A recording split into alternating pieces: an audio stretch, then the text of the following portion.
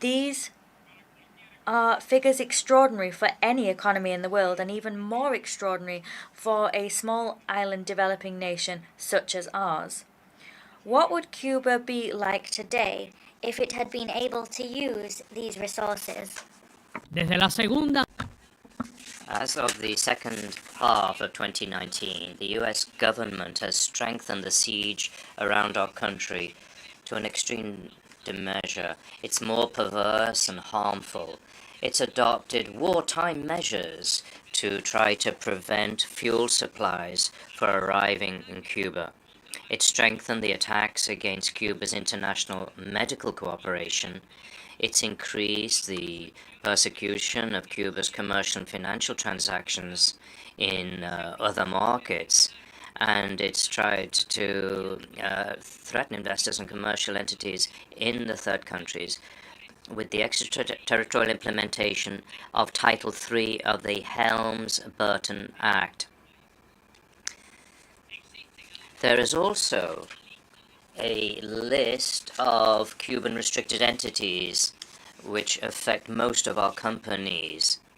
And curiously, there's a list of prohibited accommodations among many other prohibitions and restrictions.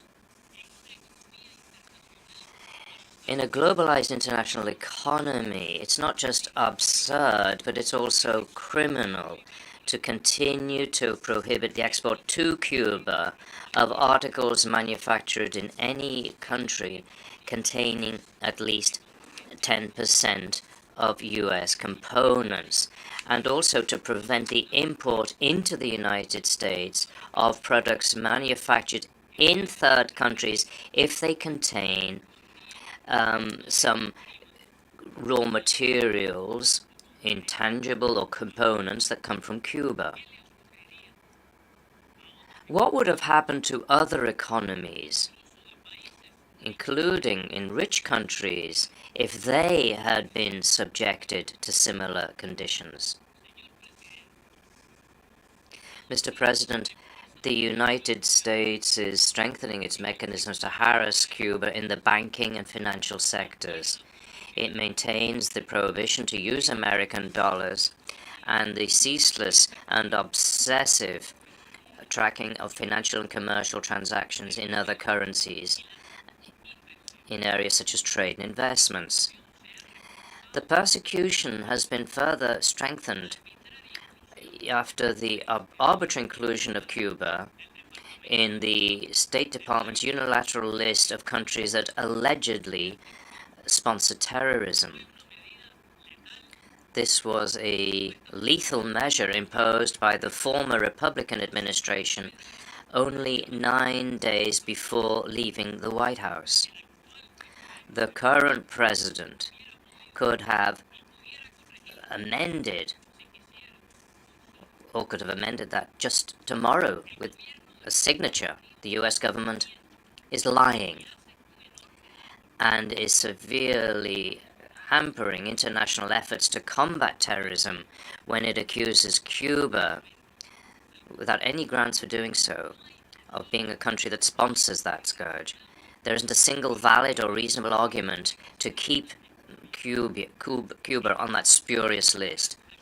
It's an inadmissible action against a specific nation that has been itself a victim of terrorism and that is still suffering today the incitement to violence and terrorist acts from the US territory, and whose behavior of firmly rejecting and persecuting all forms of manifestations of terrorism is impeccable and should be recognized.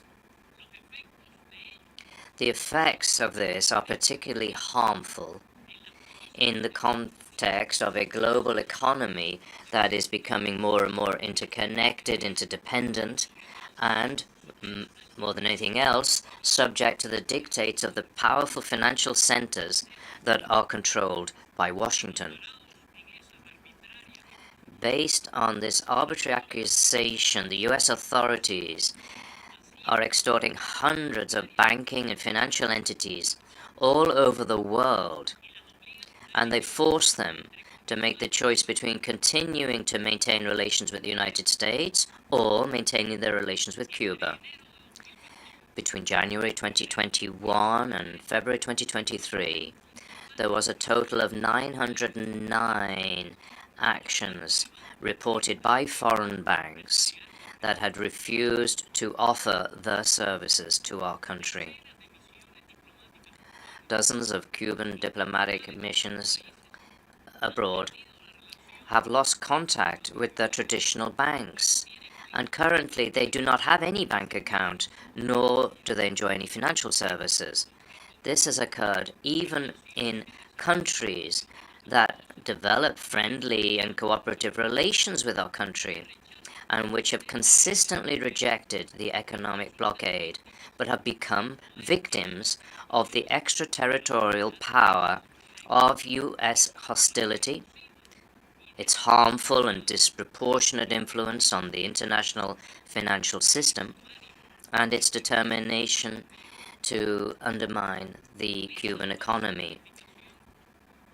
Falsely qualifying Cuba in this way, which says that it's a so-called risk, is forcing Cuba to pay as much as twice the cost of any commodity on the world market. Cuban entrepreneurs, whom the United States cynically claims to support, are often denied access to platforms of e-commerce and payment platforms, including PayPal and Airbnb. They are not even allowed to open personal bank accounts just for being Cuban. In third countries, they have met banking restrictions and have suffered discrimination as a result of the effects of the blockade. Not even academic, scientific training escapes the effects of this absurd policy. Evelio is a 25-year-old Cuban youth. He's currently studying information science engineering. With the support of his university, he was ready to share with students from other countries the results of his scientific research, and he decided to attend in person the World Congress on Undergraduate Research. This is an international scientific event, and it was held from the 4th to the 6th of April of 2023 at the University of Warwick in the UK. He was admitted as a participant due to the quality of his research.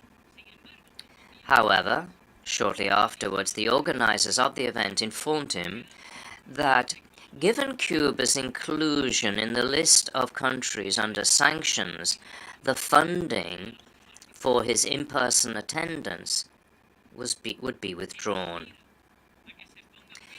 He hoped to see an end to the blockade because, as is the case with thousands of other Cuban youths, this policy excludes and discriminates him, and they prevent them from interacting on an equal footing in academic and scientific communities. Athletes and artists from Cuba who suffer from discrimination and sometimes abuse should receive the same income that go along with their medals and prizes. Mr. President, the blockade restricts the rights of Cubans residing in the United States. It hampers family reunification by means of regular mechanisms and visas. It does not allow traveling visas to be granted in Cuba and hinders the sending of remittances. It also provokes uncertainty when people are seeking personal development in other countries, including the families of young people who are highly qualified. However, the increase of Cuban migration with its painful cost for families and adverse demographic and economic consequences for our nation, is directly linked to the tightening of the blockade, and also with the privileged treatment given for purely political reasons to Cuban migrants who arrive on the US borders, regardless of how they reach that border. It's impossible to understand the nature of the migratory flows of Cuban citizens in countries of the region heading for the United States without considering the importance of these factors, which are being used for the purpose of destabilization, brain drain, and bringing about discredit for Cuba. Its unfavorable impact on some countries in our area is also clear when we see that the Cuban migrants are considered as irregular migrants and use unsafe and dangerous routes or become victims of organized crime. Cuba will also always advocate for a regular, safe, and orderly migration. It is up to your government, the US government, to modify the structural causes of much of Cuban migration, whether it be regular or irregular. However, the blockade hampers the US citizens' freedom to travel to Cuba. It interferes with their right to freedom of information and to form their own opinion. It also discriminates against, intimidates, and deprives the automated visa system, known as ESTA, to citizens from other countries who enjoy that privilege simply because they had visited Cuba. Mr. President, the tightening economic siege has been accompanied by a sustained communication and information media campaign against Cuba. New information technologies and other digital platforms are being used to try to capitalize on the shortages caused by the blockade and portray an absolutely false image of the reality in Cuba. And it's seeking to destabilize and discredit the country. The media crusade, particularly from toxic platforms funded and based in the US territory, is aimed at encouraging discontent, creating the perception of a domestic political crisis, discrediting government institutions, and minimizing the huge efforts made by the country to cope with the challenges of an economy under blockade. This is a non-conventional cognitive warfare to which the United States publicly and notoriously allocates funds that are worth millions from the federal budget and also using other undercover funds. It is a perverse plan. It's incompatible with democracy, freedom, and the right to information that they supposedly advocate.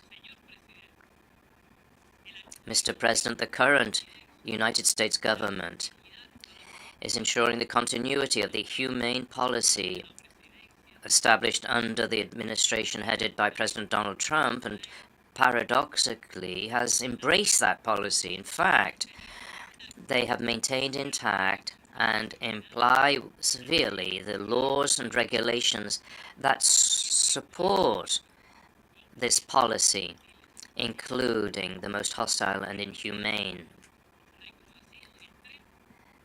The blockade has reached extreme levels and continues to be the central element defining US policy towards Cuba. The extraterritorial impact of the blockade harms the sovereignty of the countries that you all represent, distinguished delegates.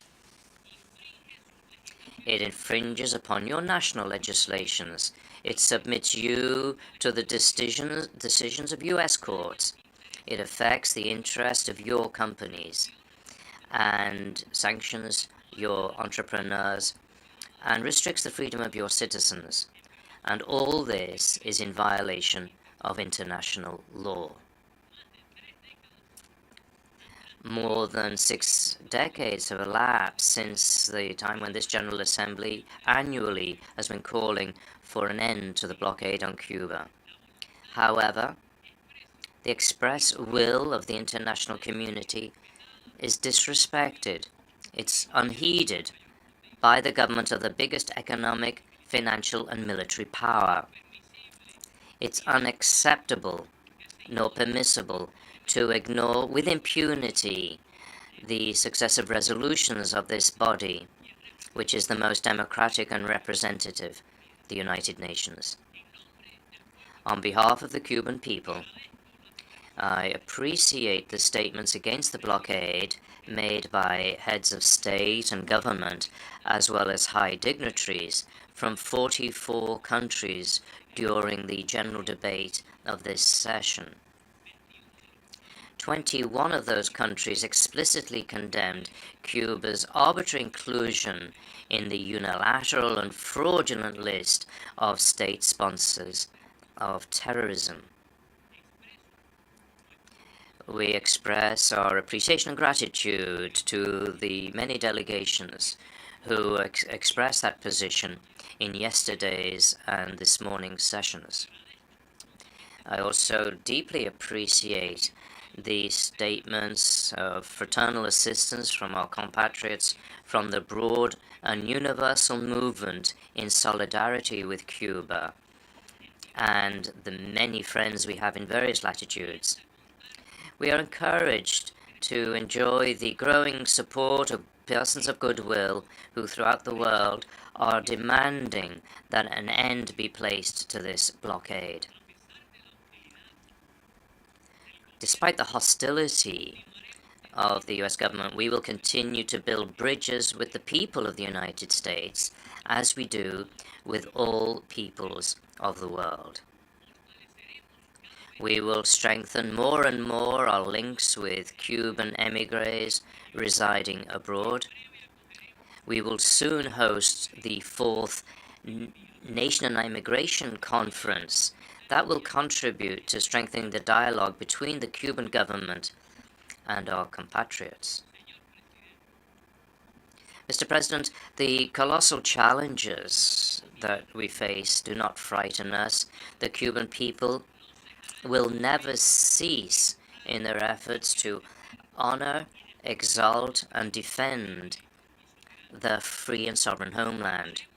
We will continue our efforts, which is transformative and revolutionary, seeking way outs of the siege imposed by U.S. imperialism, as well as ways to achieve towards prosperity with social justice, and support the transformation of our communities, and support and broaden our social programs.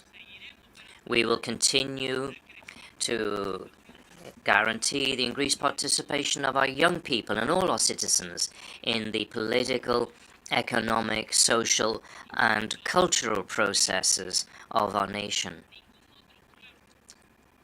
No other people has been forced to engage in a development project in such conditions, under such systematic and long-lasting hostility by a superpower. But Cuba will continue to renew itself. It will build a sovereign, independent, socialist, democratic, prosperous, and sustainable nation. Mr. President, Your Excellencies, distinguished delegates,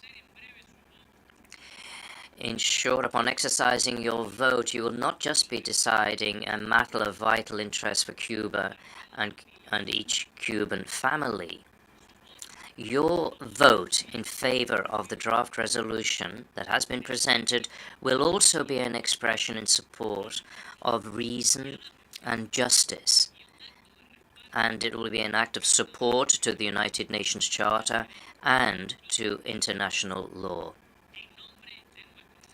On behalf of our noble, dignified, and fraternal people who, for a long time now, decided to become masters of their own history and their future, on behalf of the millions of Cuban men and women who resist and create on a daily basis against the most cruel and long-lasting unilateral coercive measures system ever applied against any country, and which should be abolished once and for all for the good of all, I respectfully ask you to vote in favor of draft resolution A/Res/78/L5 entitled "The Necessity of Ending the Economic, Commercial, and Financial Embargo Imposed by the United States of America against Cuba." We are better without a blockade. We are better without genocidal blockade. Let Cuba live without blockade. Thank you very much.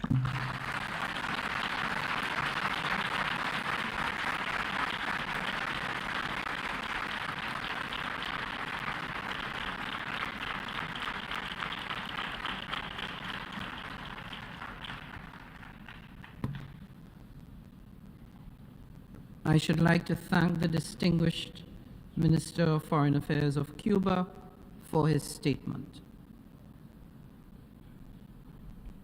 We have heard the last speaker in the debate on this item. The Assembly will now take a decision on draft resolution A/78/L5 entitled "Necessity of Ending the Economic, Commercial, and Financial Embargo Imposed by the United States of America against Cuba." A recorded vote has been requested. We shall now begin the voting. Those in favor of draft resolution A/78/L5, please signify. Those against, abstentions. The General Assembly is now voting on draft resolution A/78/L5 entitled "Necessity of Ending the Economic, Commercial, and Financial Embargo Imposed by the United States of America against Cuba." Will all delegations confirm that their votes are accurately reflected on the screen?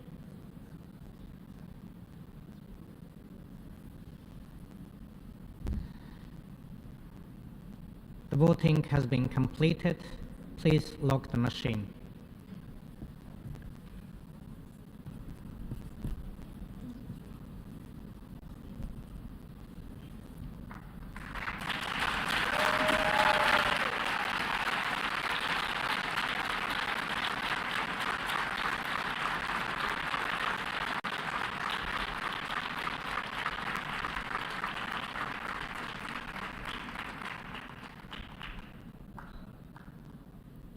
The result of the vote is as follows. In favor, 187. Against, 2. Abstentions, 1. Draft resolution A/78/L5 is adopted.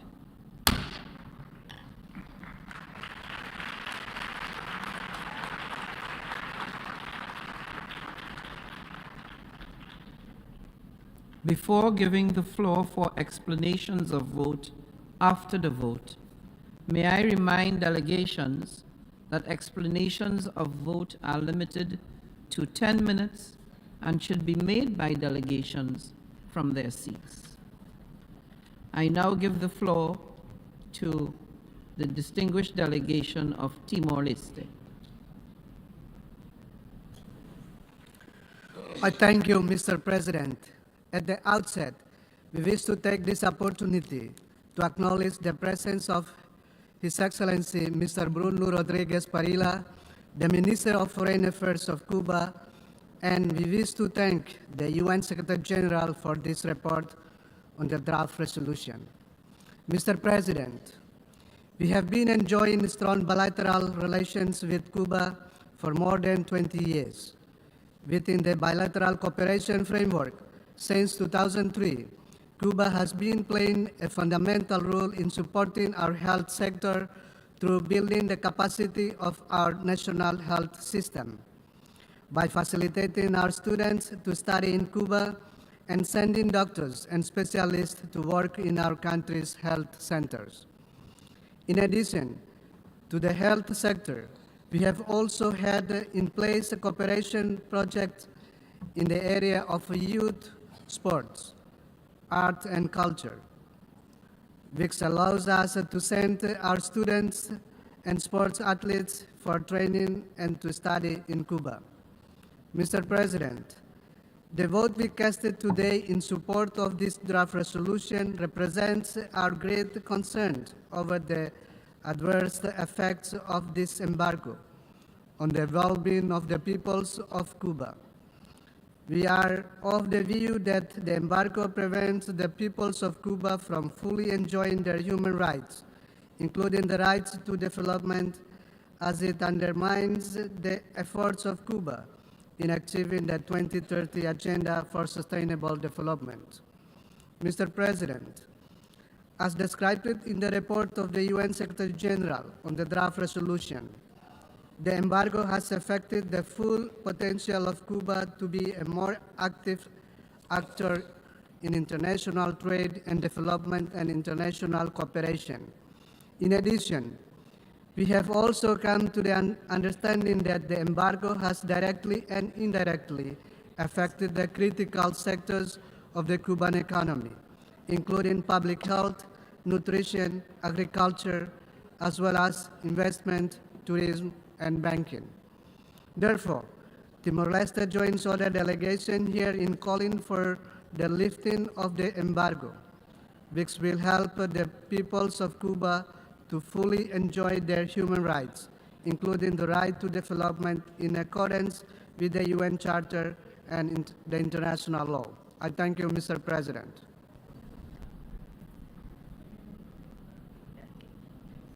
I'd like to thank Timor-Leste, and I now give the floor to the delegation of Sri Lanka.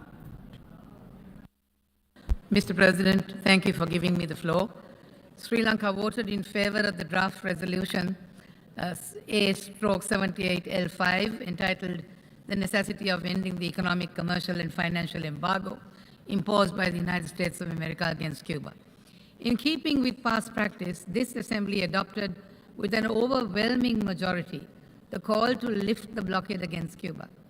It is not difficult, Mr. President, to discern the rationale. A cursory perusal of the United Nations Secretary General's report, A78/84, provides the answers. For 30 years, the General Assembly has been calling for an end to the economic embargo that the United States has imposed on Cuba since 1962. If sanctions have only created hardships and collective suffering to a population, what justification, we ask, can there be to continue a policy of repression? Mr. President, it is said that universal coercive sanctions can have unintended consequences and negative humanitarian impacts. As clearly seen in the Cuban scenario, universal coercive sanctions harm the civilian population more than the intended targets, leading to increased poverty, unemployment, and a lack of access to essential goods and services.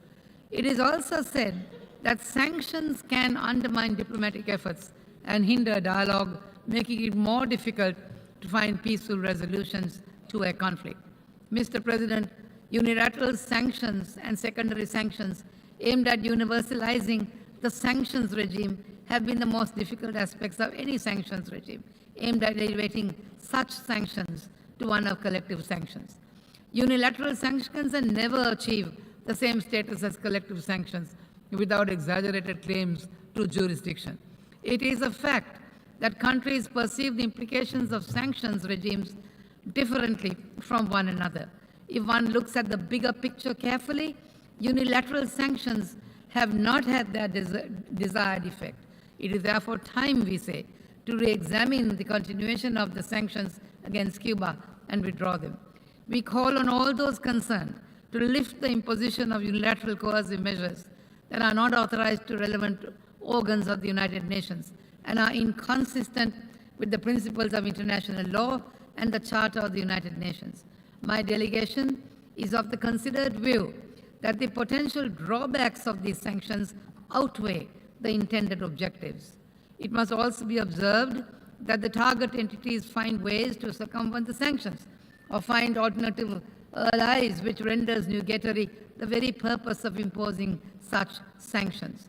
Mr. President, we must all remind ourselves of the fact that the imposition of universal coercive sanctions have been of little help and relatively ineffective in maintaining a conducive global order, improve the respect for human rights, and prevent the escalation of conflicts globally.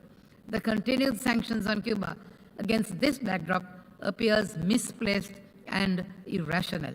It is therefore time, we say, to revisit the continuation of the sanctions against Cuba with a view to their final withdrawal.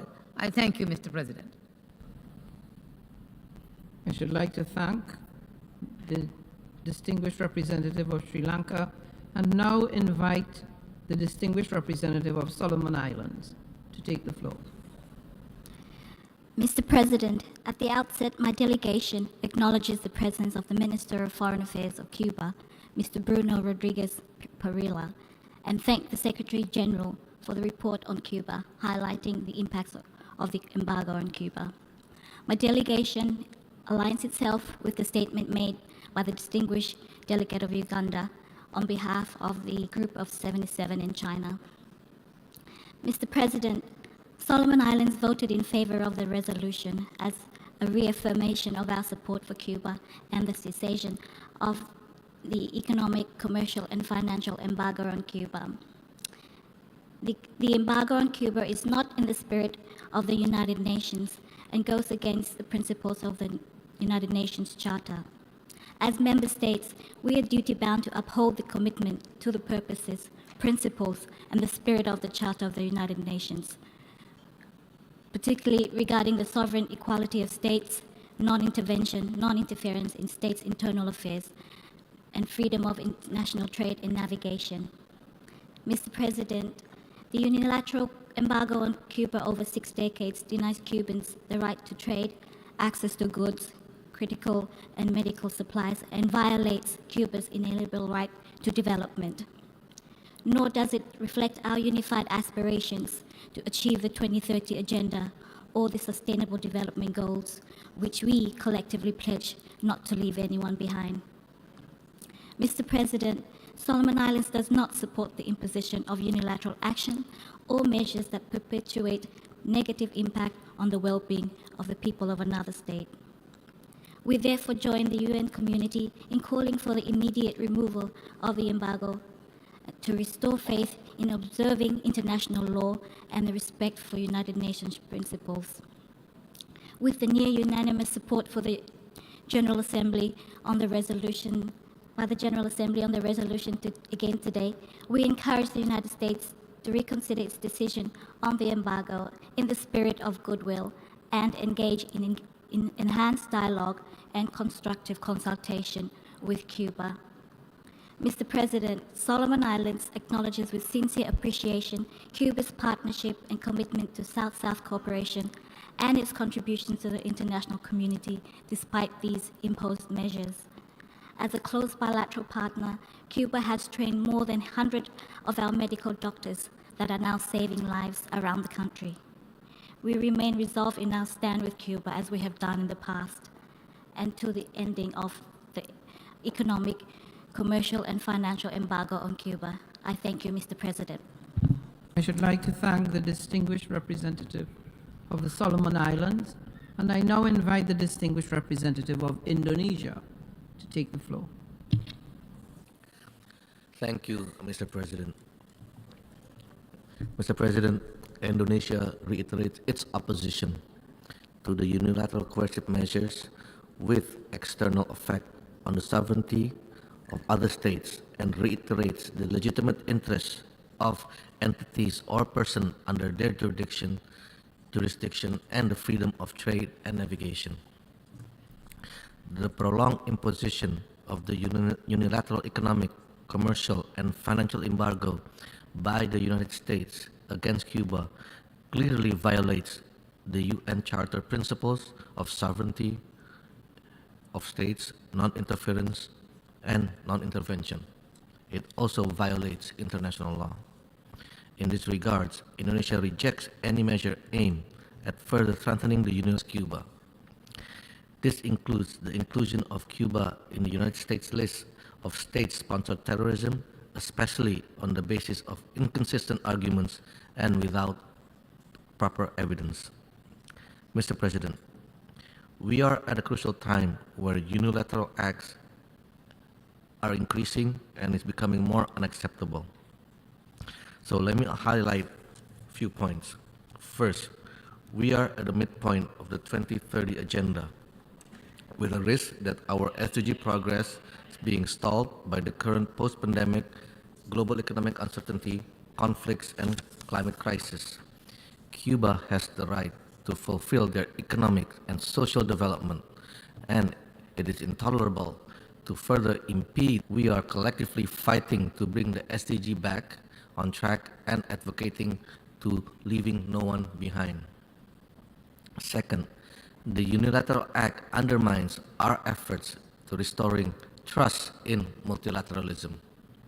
There is nothing that speaks more than this, than a consecutive resolution which consistently and overwhelmingly receives favorable votes from the UN member every year, yet there is no significant effort to be made to address the problem. Third, humanity should always be put first, beyond any political agenda, let alone a single country's political agenda. The Secretary General's report clearly highlights the declining of life quality of the people of Cuba, particularly vulnerable groups such as children and elderly people, increasing infant mortality rate, deteriorating health system, and difficulty to access basic food and medicines. Children deprived from their rights to education are unacceptable. Therefore, Indonesia urges for the immediate implementation of this resolution and continues to underline the importance of an enhanced and constructive dialogue to this aim. Thank you, Mr. President. I thank the distinguished representative of Indonesia, and I give the floor to Spain on behalf of the European Union. Muchas gracias. Thank you very much, Mr. President. I have the honor to speak on behalf of the European Union and its member states. The candidate countries, North Macedonia, Montenegro, Albania, and Bosnia and Herzegovina, and the Republic of Serbia, align themselves with this statement. I reiterate today our conviction that the economic, commercial, and financial embargo imposed by the United States on Cuba has a damaging impact on the country's economic situation and negatively affects the living standards of the Cuban people. We should not forget that external trade and foreign investment can play a crucial role in setting the country on a path towards modernization, reforms, and sustainable growth, and help it to overcome the economic hardship caused by external events, such as the COVID-19 pandemic, which continues to affect the island, or regular biological and climate change-related hazards. Consequently, the EU believes that lifting the embargo could make economic reforms more effective and facilitate the opening of the Cuban economy in the benefit of the Cuban people. We remain concerned about the human rights situation in Cuba, in particular following the events on the 11th and 12th of July 2021, following the severe rulings handed down by Cuban courts hitherto as regards civil and political rights. Consequently, we reiterate our appeal to the Cuban government to fully grant its citizens internationally recognized civil, political, economic rights and freedoms, including freedom of assembly, freedom of expression, and free access to information. We call upon Cuba to release all political prisoners, to ratify the UN Covenant for Civil and Political Rights and the Covenant for Economic, Social and Cultural Rights, and we call upon Cuba to extend a standing invitation to all UN special procedures to visit Cuba. We strongly insist upon the importance of upholding the UN Charter and of respecting the sovereignty, independence, and territorial integrity of all UN members. And we urge Cuba to stand in full solidarity with these fundamental principles and to work together to defend them. Moreover, we firmly believe that empowering civil society is vital for the promotion and protection of all human rights, and we call upon the Cuban government to open spaces for constructive and inclusive dialogue without preconditions with the full spectrum of the island's civil society.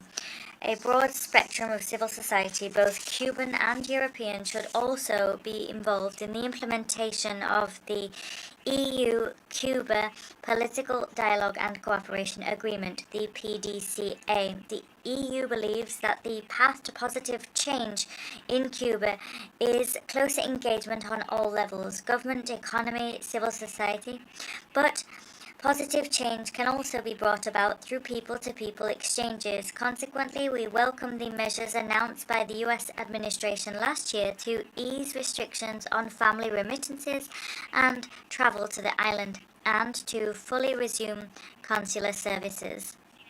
However, the redesignation of Cuba as a state sponsor of terrorism by the previous U.S. administration without the presentation of any new facts, and Cuba's maintenance on the list without obvious justification, has produced additional obstacles to international financial transaction with the island. Moreover, the embargo continues to restrict Cuba's ability to import inter alia pharmaceutical products, medical devices, and other medical supplies. The damaging impact of the embargo on ordinary Cubans, U.S. sanctions, and other administrative and judicial measures are also negatively affecting the economic interests of the European Union. We have firmly and continuously opposed any such measures due to their extraterritorial application and their impact on the European Union, and this in violation of commonly accepted rules of international trade. We cannot accept such measures impeding our economic and commercial relations with Cuba. The EU strongly rejects the US's activation of Titles 3 and 4 of the Helms-Burton Act in April 2019. This activation breaches the commitments made by the US in the US-EU agreements of 1997 and 1998. We will avail ourselves of all appropriate measures to address the effects of the Helms-Burton Act, including in relation to our WTO rights and through the use of the EU blocking statute. That statute protects against the extraterritorial application of those U.S. sanctions to U.S. citizens, businesses, and NGOs operating in Cuba. Mr. President, for the European Union, international cooperation, dialogue, and closer even way to go where Cuba is concerned, the provisional application of the EU-Cuba Political Dialogue and Cooperation Agreement, the PDCA, is now in its 6th year. The agreement has put our bilateral relationship on new and solid legal footing. It sets forth an agenda of critical engagement with Cuba that will also allow us to support and accompany Cuba on its path of reform and modernization. We are enhancing preparation also on issues on which we still have fundamental differences. To this end, the aforementioned PDCA has established a human rights dialogue as a key pillar of our relationship. The 4th formal meeting of the dialogue is scheduled to be held on the 24th of November. Following the adoption of the country's new constitution and in order to overcome the current economic and social crisis, We call upon Cuba to ensure that its reform agenda extends economic, judicial, and social reforms, and to ensure that it is implemented in a manner that addresses the key concerns of the Cuban people. Moreover, its implementation must meet the legitimate democratic aspirations of the Cuban people for more opportunities to participate in shaping the country's future.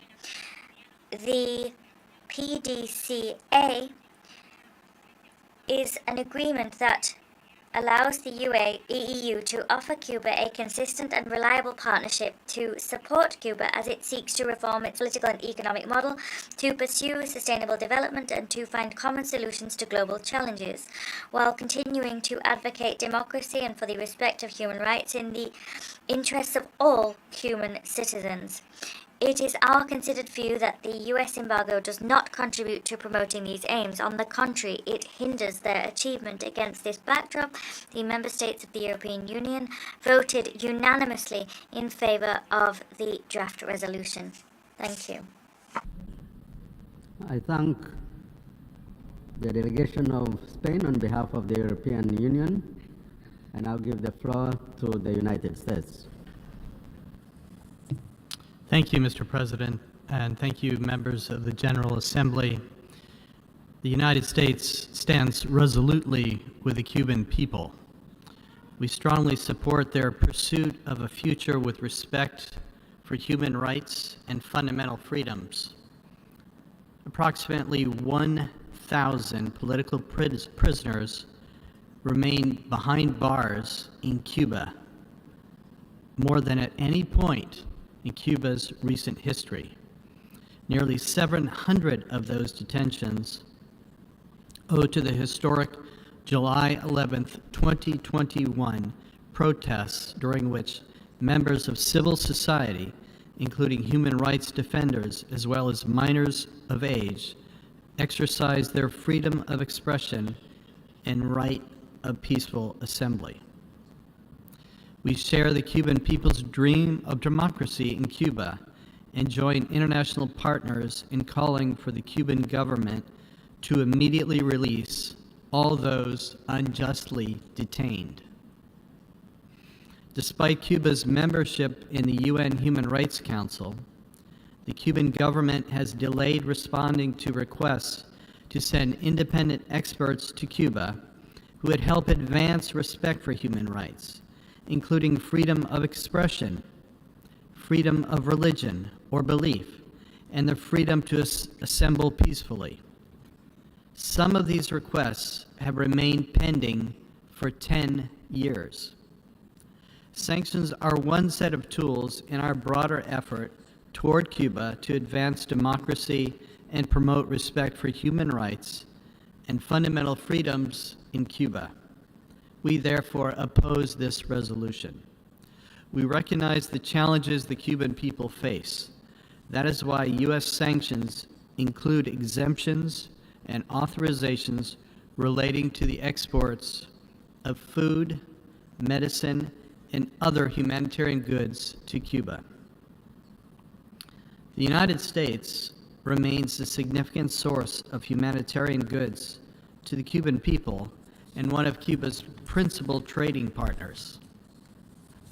In 2002 alone, U.S. companies exported over $295 million worth of agricultural goods to Cuba, including food, to help meet the needs of the Cuban people.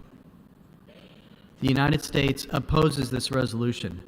We encourage this body to urge the Cuban government to adhere to its human rights obligations and listen to the Cuban people and their aspirations to determine their own future.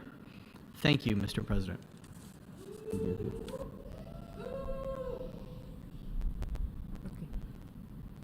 We have had the last speaker in explanation of vote after the vote. The exercise of right of reply has been requested. May I remind members that statements in exercise of the right of reply are limited to 10 minutes for the first intervention and 5 minutes to the second intervention, and should be made by delegations in their seats. I call on the representative of Cuba to exercise that right.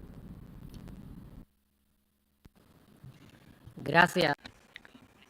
Thank you, Mr. President. I use the right to reply in light of the statement made by the representative of the United States. Once again, with old and new pretexts, the government of the U.S. is trying to, in vain, justify a policy which is illegal and morally unsustainable, even when, in an overwhelming way, the General Assembly has confirmed over more than 3 decades an unequivocal message that the international community recognizes the urgency of putting an end to the economic and commercial embargo against Cuba. The USA is imposing the most serious siege and with the greatest impact in terms of the coercive measures undertaken against Cuba. What was announced in May 2022 with regard to visas, remittances, and travel to Cuba does not change the principal measures that enhance the blockade and which have caused a severe worsening in the living conditions of the Cuban people since 2019 till today. The speech of the United States is hypocritical and dishonest.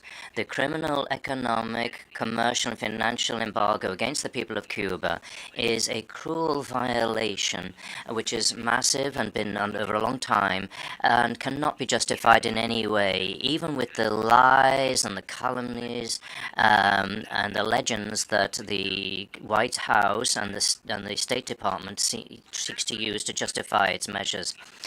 For several thousands of children over 18 years, they have been injured or harmed by measures by the U.S. and there have been several hundred shootings in schools since 1970. The systemic racism in that country, the police brutality, the repressive policy against migrants, and the repression of the reproductive rights and extrajudicial executions and the use of torture are just some of the condemned practices committed in the United States and which are a scandal to the whole world. The United States' complicity with the massive assassination of citizens in Gaza at the hand of the IDF means that it is participating in a crime against humanity. Mr. President, the U.S. delegation cites inflated figures with regard to humanitarian aid to our country, and it talks about multi-million funds that the United Agency for International Development is sending for subversion in Cuba, and which are used to for Cuban immigrants and the beneficiaries. This is all just making many obstacles to the delivery of support from NGOs. It's totally false that the United States is providing medicine to Cuba. There is irrefuable proof that the blockade prevented the official channels for sending aid to the country, including from third countries, in the context of the COVID-19 pandemic. The restrictions for the export of medicines to Cuba are explicitly covered by laws, and this is an arm of aggression, a weapon of aggression against our country. The U.S. says that it advocates individual freedoms and supports the private sector in Cuba, but it has not lifted restrictions which damage the interests of the Cuban businessmen. If the U.S. is really interested in the well-being of the human rights and the self-determination of the Cuban people, they could lift the blockade. They would work together in cooperation internationally rather than discrediting us, and remove us from the list of so-called state sponsors of terrorism. Cuba should never have been on this list, and we several weeks ago expressed our position. This was expressed by our Cuban president, and he said, quote, "Cuba will continue to defend its democracy and its socialist model, which has over decades demonstrated what a developing country can do, a small country and with small natural resources. We will continue our transformative efforts to find a way out from the embargo in place by U.S. imperialism and means to achieve prosperity with justice, social justice that our people deserve." Thank you very much. I thank the representative of Cuba. May I take it that it's the wish of the Assembly to conclude its consideration of the agenda item 38? It is so decided. The meeting is adjourned. Thank you.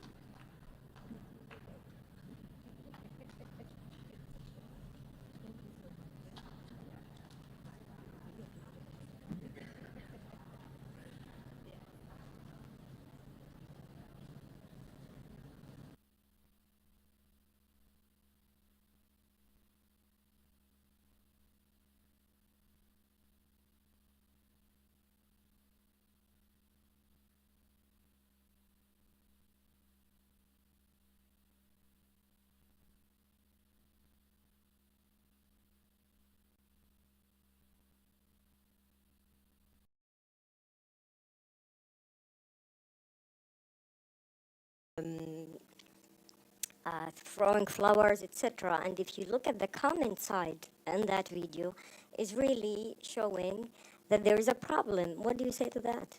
Look, first of all, I'm not going to question people's impassioned feelings and the comments they make. I think the Secretary General needs to be able to do many things at once.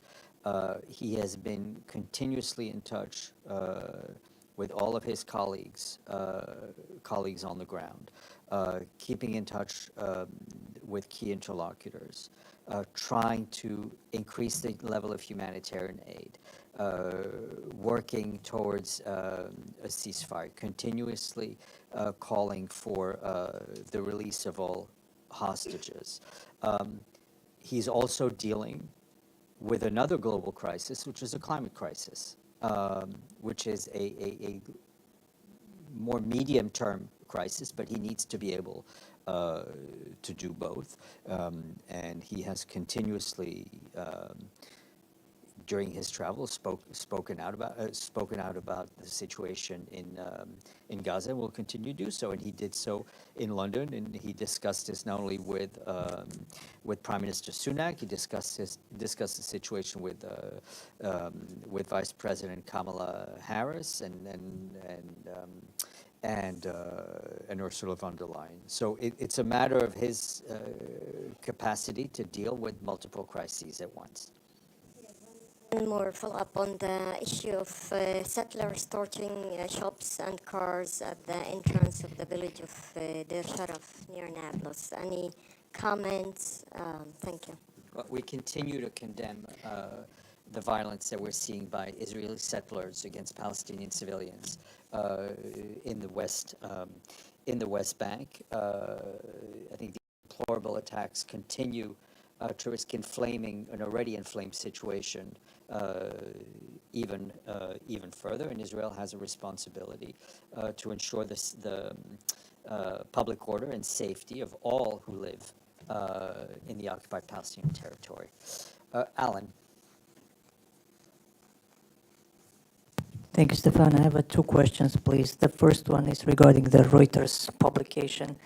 So the Reuters says that Qatar has mediated an agreement between Egypt, Israel, and Hamas in coordination with the U.S., which will allow limited evacuations from Gaza. So what is the SG's reaction regarding this agreement, and what was the role of the UN in it? Well, we have been advocating for the sick and wounded to be able to leave, for foreign nationals to leave, for hostages to be released, and we've been doing that in our contacts with the Qataris, with the Israelis, with the U.S., with the Egyptians, and many others. And the second question, if I may, is the short one. There's been just a vote on the resolution and the GA against the economic embargo of the U.S. against Cuba, and the results are against were only the U.S. and Israel, and only the Ukraine abstained. What are your comments regarding the results? I have no particular comment on the results of the vote. Tony. Thank you, Steph. Are we going to receive any readouts from the bilateral meetings that the SG held in London including with the Vice President Harris? Yeah, I mean, with Vice President Harris, they discussed the situation in the Middle East, including the need for greater humanitarian aid. They have obviously discussed the issue regarding artificial intelligence, among other issues. My second question, Martin Griffith is back from his visit, and I'm wondering, are we going to get any briefing with him regarding this latest visit? If that can be arranged, it will be arranged. Yes, sir. I'll get you next more. Serhi Barbo, TV Channel 5. Iran becomes chair of a UN Human Rights Forum. It's sparking an international protest campaign from human rights activists. How is it possible in Iran's case that country has huge problems with human rights? And now, thank you. Well, first of all, who gets to sit on a committee? Who gets to sit on a council? Who gets to sit in any legislative body of the UN is a question you need to ask member states, because they're the ones who vote, they're the ones who choose. So people are responsible for their votes. Its Secretary General himself is not involved in any way, shape, or form. It is incumbent on all member states, and I would say especially those who sit on human rights bodies, to uphold the principles of the Universal Declaration of Human Rights. And on Iran, I would also direct you to the report issued by the Secretary General to the General Assembly on Human Rights in Iran, which went up yesterday or the day before.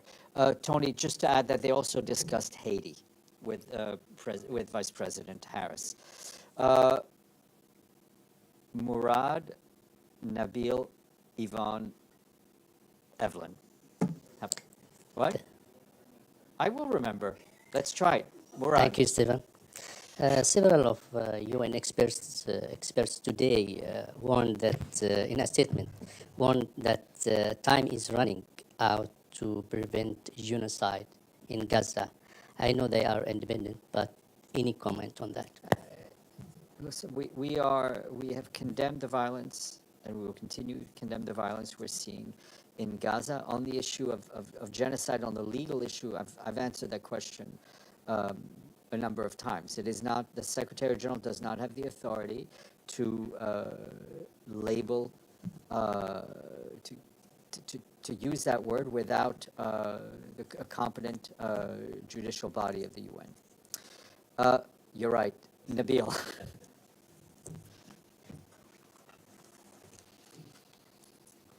Thank you.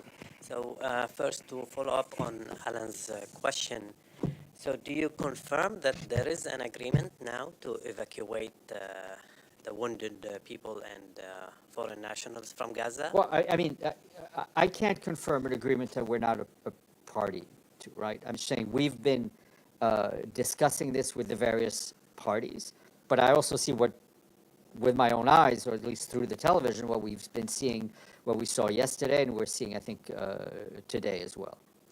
So, so do you know if this agreement is the work frame to evacuate people from Gaza? I can only answer what I know. So it's not the work frame that the UN is I mean, we have been advocating for this, and we're seeing it. We're seeing it. We're seeing it happen. You know, on the Egyptian side, I mean, the border is the crossing is controlled by the Egyptian authorities, and you know, for the humanitarian stuff, the Egyptian Red Crescent has a large role and responsibility to play in that. Mm-hmm. And another question or more. You also said that UNRWA is not able to operate in northern Gaza anymore. Can you correct me if I'm mistaken? What we've been saying is that we do have some staff that stayed behind, but we're not able to deliver the services in a way that we would like to do, in the way we're able to do it in the southern part. Is it because you received orders to evacuate your Oh, because I mean, I think everything was done very publicly. We had to move a large part of our staff to the south. Okay. And maybe a half an hour ago, number of hospitals representatives in Gaza, they said in a press conference that the convoys of wounded people are targeted by the Israeli bombing on their way to Rafah inside Gaza. Do you have any I don't information have and what's anything. your I don't reaction? have anything from that on this right now. So what's your call to the Israeli Well, that forces? people should, civilians should never be targeted, especially when they're trying to reach safety. And last one, maybe on UNRWA casualties. I think the number now is more than 65, 70. Yeah. Thank you. Yeah. So are you investigating in these killings, or I think once what's the new there will be a process? lot more clarity on this as soon as this conflict ends. Yvonne, then Evelyn.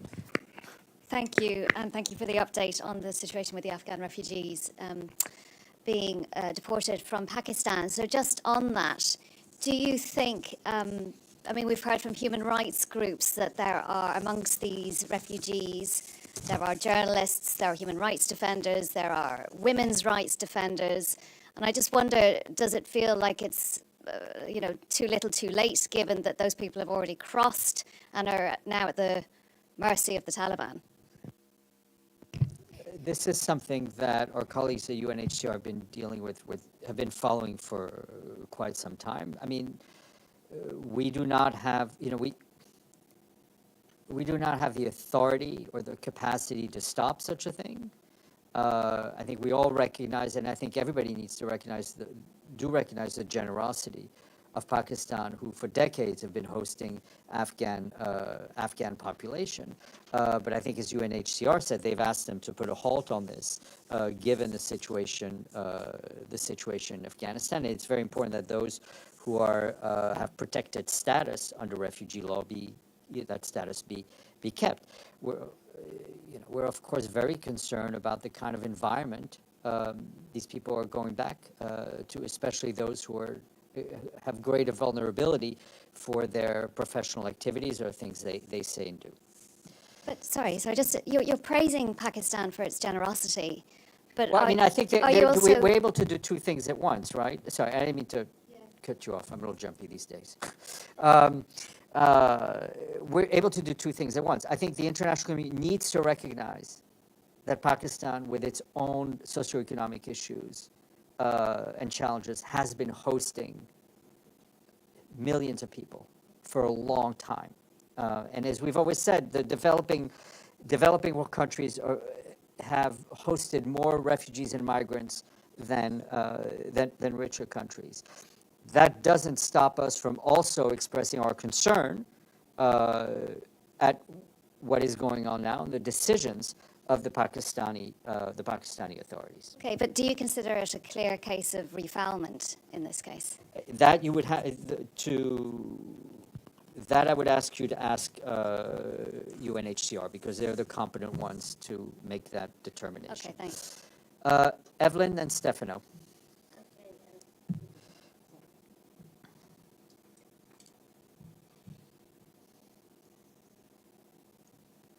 Thank you, Stefan. In Mali, how far along are the peacekeepers in their withdrawal? And is there any overture to Russia to keep them safe, since if the armed groups are still around, we sort of know where they come from? Well, I mean, the responsibility is for the Malian authorities, right? Those are the people we are talking to. In terms of the numbers, I think about probably about almost 6,000 out of 13,000 have left the mission, and we're continuing. But they're trying. It's worth taking a look at the pictures coming out and the challenging environment in which these long convoys, which are very vulnerable, have to travel through. Stefano. Thank you, Stefan. It's a follow-up on one question about Afghanistan. I remember there was the first resolution of the Security Council that was passed after the United while the United States were withdrawing from Afghanistan. They were saying that the people that wanted to leave Afghanistan had to be protected, and the Taliban had to let them go. So this, I'm sure that several of those people that are now pushed back in Afghanistan, some of them must be those people that left at that time. So if there is even a resolution from the Security Council, how is it possible that the UN doesn't do anything doesn't ask to Afghanistan to just obey to the Security Council resolution? I'm not sure I follow your question, but it is responsibility of every member state to uphold resolutions that are passed. Let me go to Iftikhar, and then I'll come back to you, Gabriel.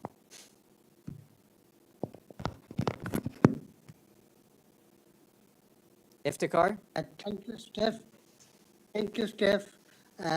Regarding the statement on Afghanistan and the refugees. Thank you, Steph. Two quick questions. I'll ask them both at the same time. Jabalia refugee camp, there are some that are suggesting that because it's been there so long that it should not be classified as a refugee camp. UNRWA does classify it as that. Can you explain, Secretary General's standpoint, why the UN classifies that as a refugee camp? I mean, UNRWA was established before, in fact, UNHCR was established to deal with Palestinian populations that were displaced. They have this. The people have the status that they have through different generations, like those refugees who are registered under UNHCR. Thank you. And yesterday, in the second briefing after you left, there was a little bit of a debate in this room about UN General Assembly resolutions and if they are legally binding or not. Debate between whom? Between you or with Monica? Okay. I was not involved in the debate. I was just just a listener. My question to you is, all you have to do is Google and go to the UN's website to get an answer to the question of if a General Assembly resolution is legally binding or not, and the answer according to the UN website is it is not. So I assume that that is how the Secretary General feels, and that would be your answer if I asked that question.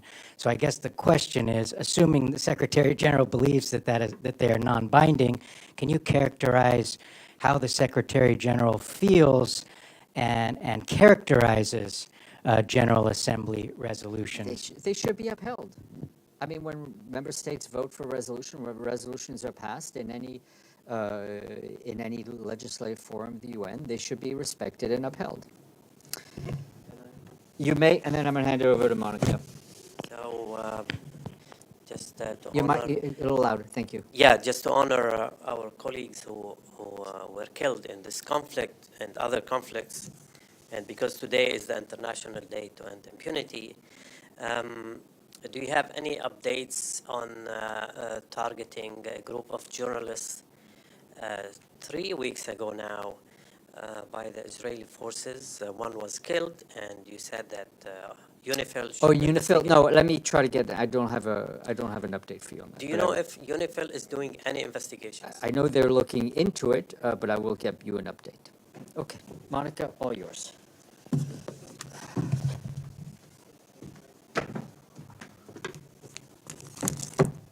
Thank you so much, Steph, and good afternoon, everybody.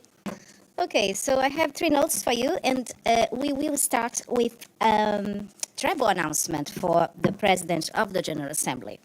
The President of the General Assembly, Mr. Dennis Francis, will undertake an official visit to Rarotonga, Cook Islands, from the 4th to the 7th November to attend the Pacific Islands Forum, which is called PIF, another acronym. He will join heads of state and government, Pacific Islands, to discuss challenge general and the draft bill, which received 187 votes in favor, 2 against, and 1 abstention. We will have the final tally for you As we finish here, we'll email it to you. This afternoon at 3 p.m., the GA will resume the 10th emergency special session. On that list, there are 25 inscribed speakers to deliver their remarks after the resolution entitled Protection of Civilians and Upholding Legal and Humanitarian Obligations was adopted on Friday, as we know. And finally, the president issued a video message marking the International Day to End Impunity for Crimes Against Journalists, which is for him an occasion of profound gravity and significance. The PJ highlights that over the last 30 years, more than 1,600 journalists have been killed while doing their job to keep us informed, with 117 of the killings taking place between 2020 and 2021. We are talking here about 1 year. Only 14% of cases of crimes against journalists are currently considered judicially resolved. Mr. Francis says, and I quote, "As we speak, many more are risking their lives in dangerous conflict zones in Africa, Ukraine, Gaza Strip, and elsewhere. Journalists and media workers, the eyes, ears, and voices of societies worldwide, must not be harassed, threatened, or killed for supporting the truth." The PJ stresses that online, one of the most targeted groups is sadly, but unsurprisingly, women. A staggering 73% of the women journalists surveyed by UNESCO courageously reported experiencing online threats, intimidation, and insults. So you can watch the entirety of this message on the PJ's YouTube channel, which perhaps you know by now is youtube.com/UNPJ78. And this is everything we have. Okay, so in this case, I would say thank you so much. I see you tomorrow. Thank you, everybody.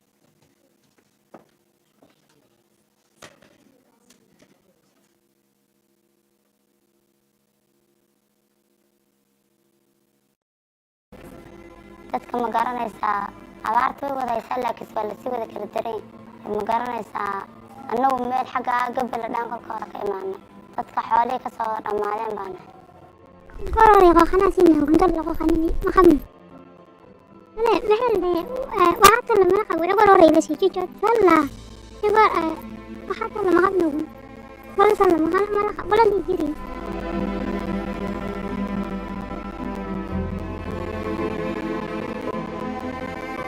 أو بنام أنا تمرتي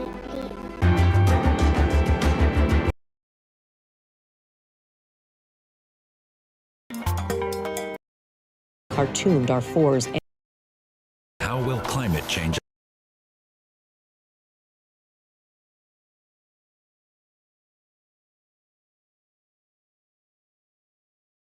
metro area go down about 30% in the last 30 years, and that trend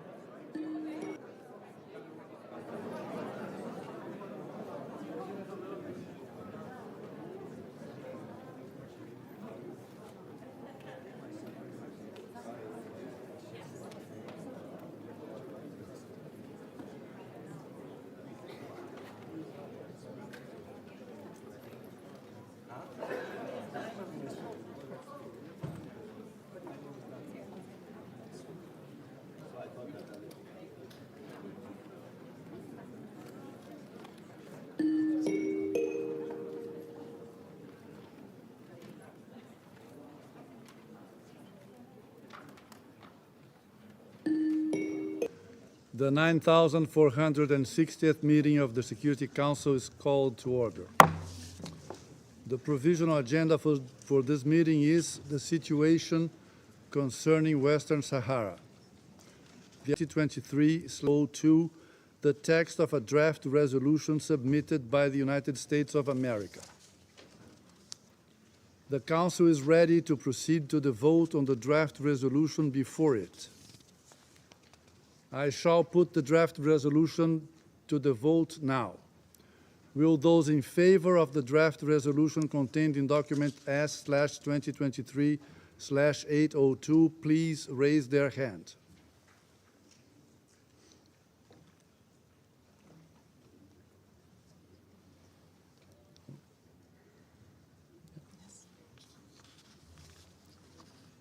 Those against? Abstentions?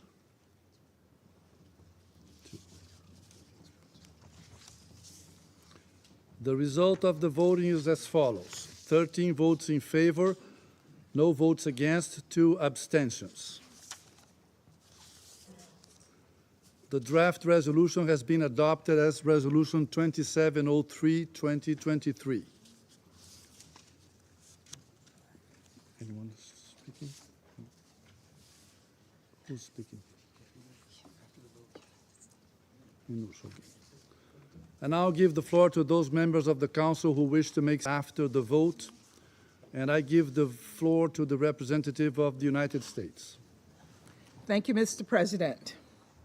The United States is pleased to see the Council reaffirm its support for personal and adopt a resolution. The Council underscored the urgent need for a successful political process. We again call on all parties to engage with the personal envoy in good faith and to work toward a sustainable political solution. A political solution is critical to promoting a peaceful and prosperous future for the people of Western Sahara and the region, and the United States continues to view Morocco's autonomy plan as serious, credible, realistic, and one potential approach to satisfying these aspirations. By renewing this mandate, this Council has also affirmed the critical role of MONUSCO, which works to de-escalate tensions, monitor and report on the situation on the ground, and foster the conditions for the political process to advance. We welcome the progress made by MONUSCO in the resupply of its team sites to sustain these crucial operations. The continuation of safe and regular resupply operations and continued respect for MONUSCO's freedom of movement are vital. Colleagues, we remain deeply concerned by the humanitarian conditions in Tindouf. The poor living standards, security, and lack of access to basic services require a collective response. The United States, as the largest donor to this humanitarian response, is committed to doing our part, but we must all step up. People across Western Sahara and the region are counting on us. Today was a positive step, but we must continue to push progress forward. Thank you, Mr. President. I thank the representative of the United States for their statement, and I now give the floor to the representative of Mozambique. Mr. President, Mozambique thanks the PNUD for their efforts. We wish to express our support for the work of the personal envoy of the Secretary General for Western Sahara, Mr. Stefan Mistura. In the same vein, we reiterate our support for the work of the United Nations Mission for Referendum in West Sahara, MINURSO. Mr. President, Mozambique has approached the consultation process leading to the drafting of this resolution in an open and constructive manner, fully conscious and aware of the mandate of MINURSO as adopted by this Council. We therefore express our readiness to engage in negotiating process in good faith with the legitimate purpose of assisting MINURSO to return to its core objectives of implementing a referendum for self-autodetermination of the people of Western Sahara, as provided by Resolution 690/1991 and subsequent decisions by this very chamber. It is our conviction that the resolution just adopted, it is a current form, will not assist the parties in achieving a just and mutually accepted political solution as originally intended. To the contrary, it halts a gradual shift away from the mandate. It only postpones addressing core issues that need to be dealt with. We support all efforts aimed at just, lasting, and mutually acceptable political solutions that will provide for the self-determination of people of Western Sahara in accordance with Security Council resolutions 69, 1754, 2414, 2468, 2494, 2548, 2602, and 2654. Our position is anchored in the Charter of the United Nations, which holds that all peoples should have unquestionable and inalienable right to self-determination. This principle was further espoused by General Assembly Resolution 1514 of 1960. As a country that was born from the hard exercising of its very right for ourselves, we hold this to be not only moral right, but also a right policy on legal basis. We reaffirm our commitment to making every effort to help the parties to find a just, lasting, and mutually acceptable political solution based on compromise. But this has to be based on genuine efforts and with respect to every member constructive proposal. We reiterate our call to the parties to engage in a good faith with the Secretary General's personal envoy to achieve the long delay exercise of its right to self-determination by the people of Western Sahara. I thank you. I thank the representative of Mozambique for their statement, and I now give the floor to the representative of the Russian Federation.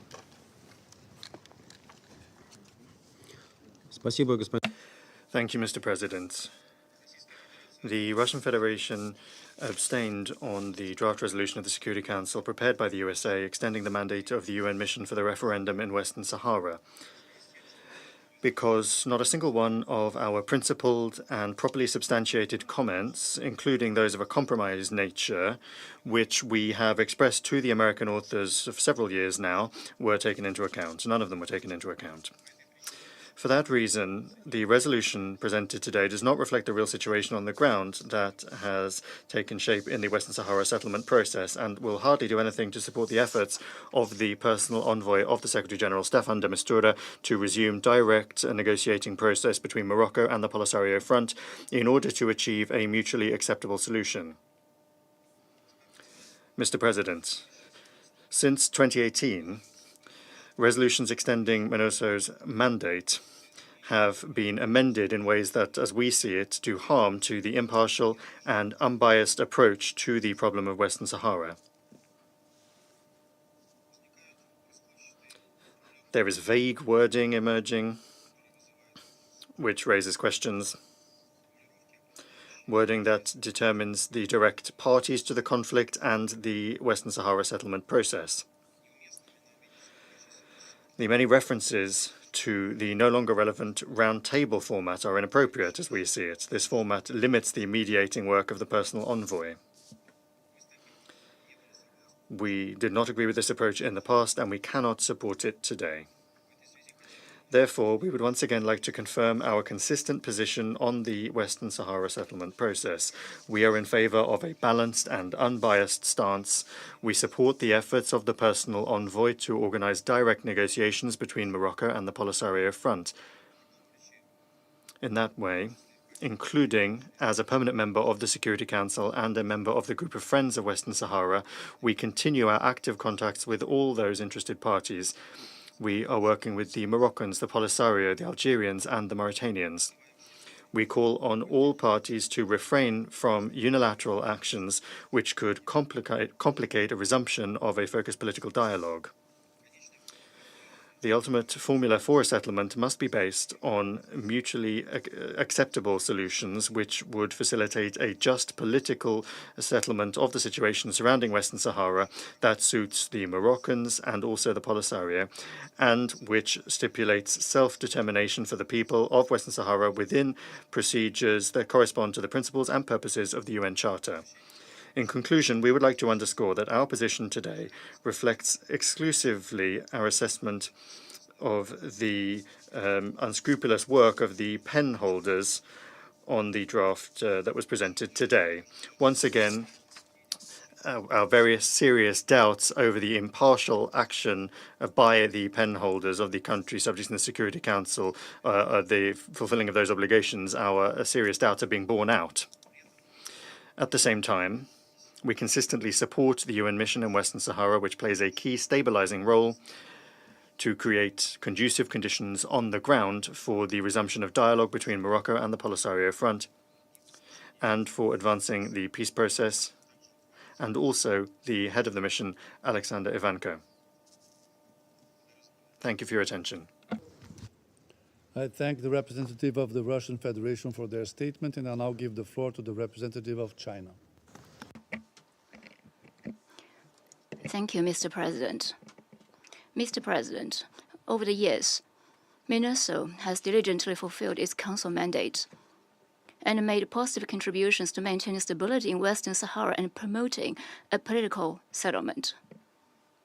The resolution just adopted shows the Council's determination to support a mission in the performance of its duties and to resolve politically the question of Western Sahara.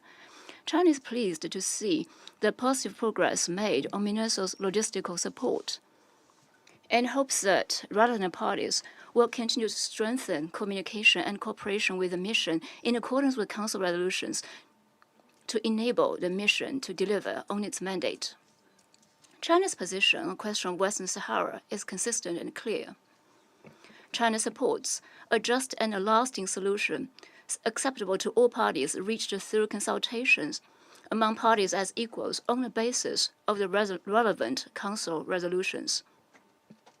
China supports the personal envoy of SG in continuing to step up mediation efforts to further progress in the political process on the basis of an in-depth understanding of the concerns of the parties.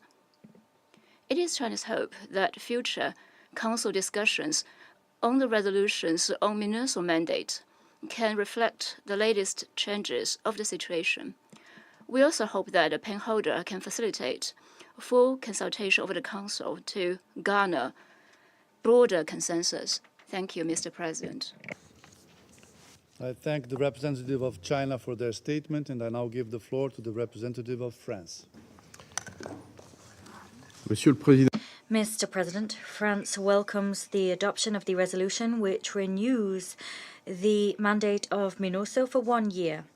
First and foremost, I wish to reiterate France's full support for the efforts of the personal envoy of the Secretary-General. His recent visit to the region and the consultations that he led were a positive development. I also hail the work of MINURSO that plays a key role in stabilizing the region and contributes to creating the conditions necessary for a resumption of the political process. We also welcome the resumption of resupply operations of MINURSO monitoring sites to the east of the berm in September. A lasting resumption, however, remains necessary in order to guarantee regular resupply. It's also essential to guarantee the movement of MINURSO. France recalls its concern regarding ceasefire violations. We call for those responsible for these violations to fully implement the ceasefire agreement in order to facilitate the continuation of the political process. Mr. President, France defends a just, lasting, and mutually acceptable political solution in accordance with Security Council resolutions. I recall the historic, clear, and constant support of France for the Moroccan autonomy plan. That plan has been on the table since 2007. It is now time to move forward with it. In this vein, France encourages all parties to commit to finding a practicable, realistic, enduring solution based on compromise. We support the efforts of the personal envoy in order to ensure a resumption of the round tables. I thank you, Mr. President. Thank the representative of France for their statement, and I now give the floor to the representative of Gabon. Merci, Monsieur le Président. Thank you, Mr. President. We voted in favour of the one-year renewal of the MINURSO mandate. This vote expresses my country's support for the political process, aiming to achieve a political solution which is practicable and realistic, feasible and lasting based on compromise, a solution that is to the situation in the Western Sahara. As we indicated during negotiations, this is a balanced resolution with expectations of all parties. It will make it possible to support the efforts of the personal envoy, Staffan de Mistura, in order to allow the resumption of the political process between the various parties. This diplomatic momentum ushered in by the personal envoy must be built upon, because the resumption of the roundtable process with all key players is important. We also support the Moroccan autonomy plan, which presents credible horizons, reassuring perspectives, which will make it possible not only to put an end to the current state of gridlock, but also to reach a political solution which is just, lasting, and mutually acceptable. Finally, we encourage the Kingdom of Morocco to continue its efforts in order to preserve the ceasefire and to strengthen its cooperation with MINURSO. We call upon all other parties to do the same thing in the interests of security and stability throughout the region. I thank you. I thank the representative of Gabon for their statement, and I now give the floor to the representative of the United Arab Emirates. Sayyid al-Rais. Mr. President, at the outset, we welcome the adoption of today's resolution that renews the mandate of MINURSO for an additional year. We thank the United States, the penholder, and the members of the Security Council for positively engaging during the consultation process. The UAE voted in favor of this resolution because it has a balanced, comprehensive text, and it takes into account the important developments that took place since last year, including the informal consultations that took place between the personal envoy, Mr. Staffan de Mistura. Today's resolution shows the support of the Council to MINURSO and the efforts of the Special Envoy in order to make progress in the political process that is facilitated by the UN. As this is the last meeting scheduled for this issue during our mandate at the Security Council, I would like to reaffirm the following 3 points. 1, we must continue to support the efforts of the Special Envoy in order to pave the way for a relaunch of negotiations. We believe that the roundtable format, with the participation of all parties, will help break the political impasse. We stress in this regard that the autonomy initiative provided by the Kingdom of Morocco, and that was described or mentioned by UN Security Council resolutions as serious and legitimate, this is the only way to reach a last durable and pragmatic political solution that is mutually acceptable. Second, enabling MINURSO to resupply its sites in a sustainable manner and not just on an exceptional basis. This is necessary to allow MINURSO to carry out its mandate in an effective manner. In this regard, we commend the cooperation between MINURSO and the Kingdom of Morocco and their support for the ceasefire. We believe that the Polisario Front should cooperate fully with MINURSO and should remove all obstacles that could impact the work of the mission and to commit to the ceasefire. In conclusion, we reaffirm our support to the Kingdom of Morocco and its sovereignty over the Moroccan Sahara. We look forward for the UN to continue its constructive efforts in order to reach a solution for this issue that lasted for decades, and this will help strengthen security and stability in the region, a region that is facing many challenges. I thank you, Mr. President. I thank the representative of the United Arab Emirates for their statement. There are no more names inscribed on the list of speakers. The meeting is adjourned.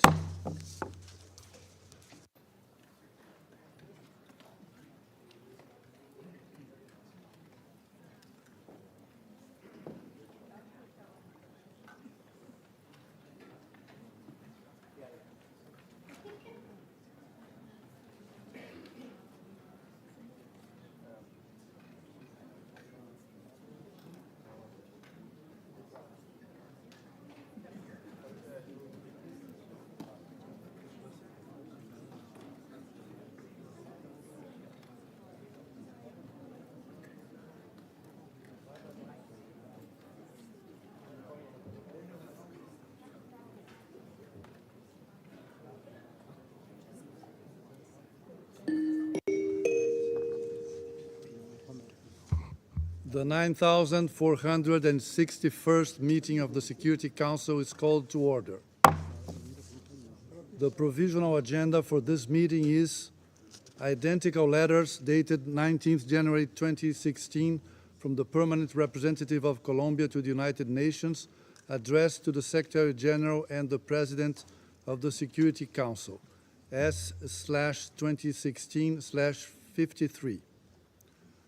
The agenda is adopted. The Security Council will now begin its consideration of item 2 of the agenda. I wish to draw the attention of Council members to document S/2023/701, the report of the Secretary General on the United Nations Verification Mission in Colombia. Members of the Council have before them document S/2023/808, the text of a draft resolution submitted by the United Kingdom of Great Britain and Northern Ireland. The Council is ready to proceed to the vote on the draft resolution before it. I shall put the draft resolution to the vote now. Will those in favor of the draft resolution contained in document S/2023/808 please raise their hand?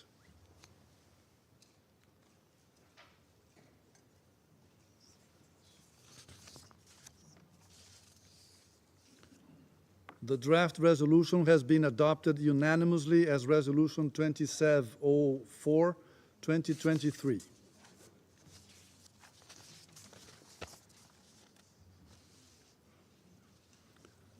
I now give the floor to those members of the Council who wish to make statements after the vote. I give the floor to the representative of the United Kingdom. Thank you, President. And I'd like to thank colleagues for the constructive engagement during negotiations. The United Kingdom welcomes this consensus adoption, which sends a strong signal of support for the peace process in Colombia. And as Women, Peace and Security High-Level Week draws to a close, it is fitting that this Council has recognised the efforts of the UN verification mission to incorporate gender as a cross-cutting issue in implementing its mandate and ensuring adequate gender expertise. Thank you. I thank the representative of the United Kingdom for their statement, and I now give the floor to the representative of Ghana. Mr. President, the A3 welcomes the unanimous adoption of the resolution on the expansion of the mandate of the United Nations Verification Mission in Colombia, presented by the United Kingdom, to whom we thank for their dedicated effort in conducting the negotiations to reach a consensual text. The vote in favor of this resolution reiterates our commitment to supporting the government and the Colombian people towards building a stable and lasting peace. Guided by the trust that Colombia has placed in the United Nations to verify the implementation of the peace agreement in the country, and given the remarkable achievements registered so far in the negotiations with the National Liberation Army, ELN, we are committed to supporting the mission in its continued monitoring and verification of the ceasefire agreement between the government of Colombia and the Estado Mayor Central, contingent on the necessary conditions set forth by the Secretary General. We'll continue to monitor and encourage further advancement of the ethnic chapter of the peace agreement, an important component of the agreement which will go far in re-establishing justice and equality for all Colombian people, including Afro-Colombians and indigenous people. In concluding, the A3 will continue to offer its unwavering support to the verification mission and the special representative as they diligently monitor and enforce compliance with the commitments of the Colombian peace agreement. Their exemplary performance in this role deserves acknowledgement and reinforces our commitment to their ongoing efforts. I thank you. I thank the representative of Ghana for their statement, and I now give the floor to the representative of Japan. Well, thank you, Mr. President. We are pleased the Council came together today to unanimously extend the mandate of the UN verification mission in Colombia for another 12 months. We are particularly delighted that a reference to the importance of including youth in the peace process was reflected.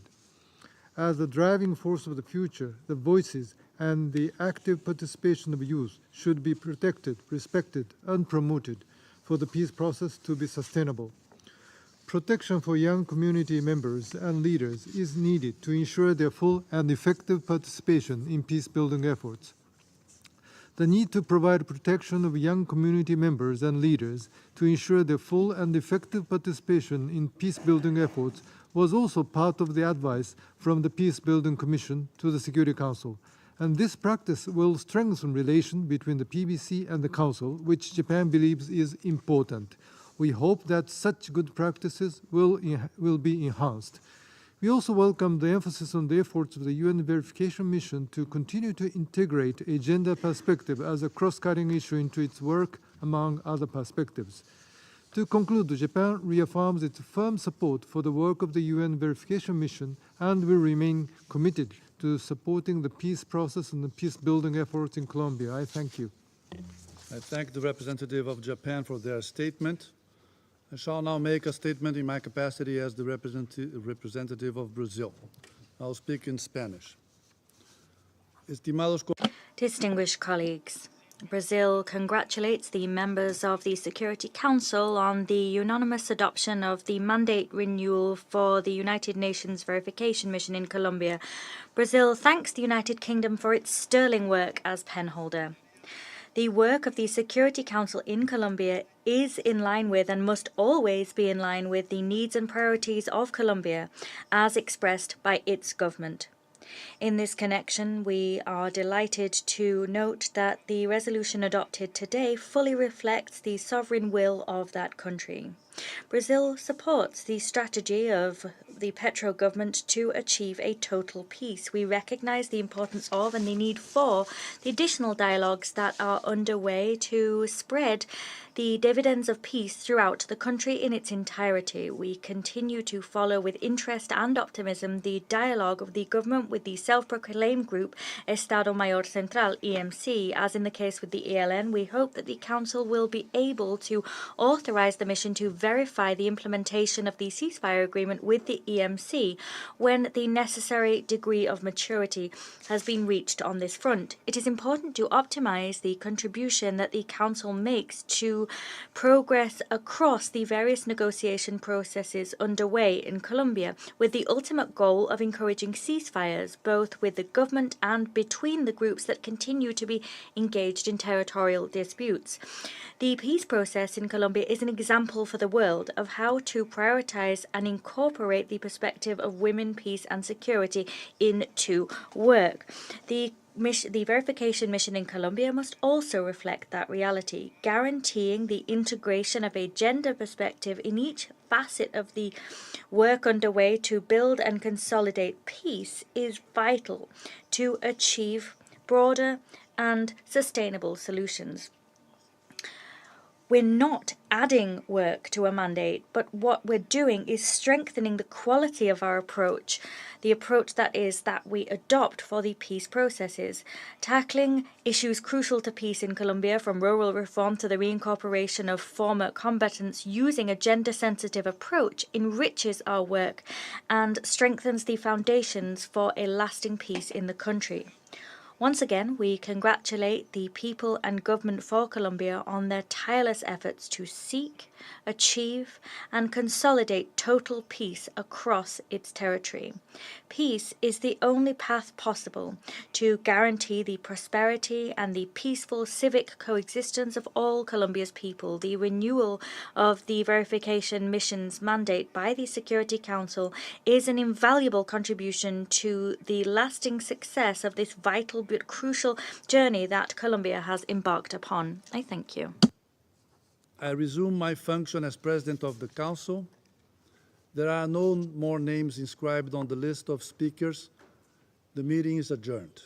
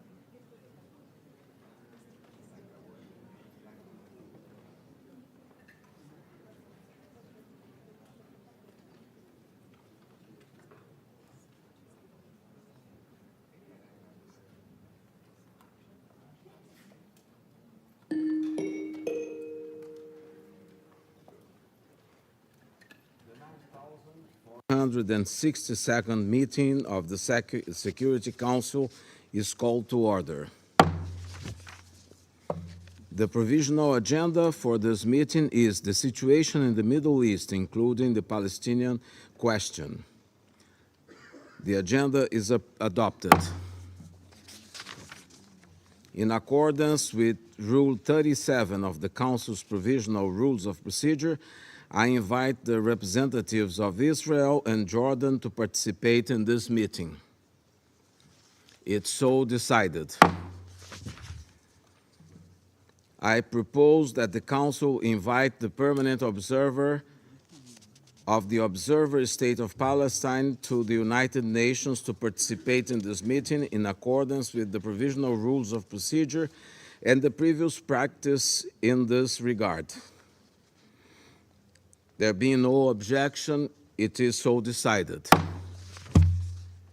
In accordance with Rule 39 of the Council's Provisional Rules of Procedure, I invited the following briefs to participate in this meeting.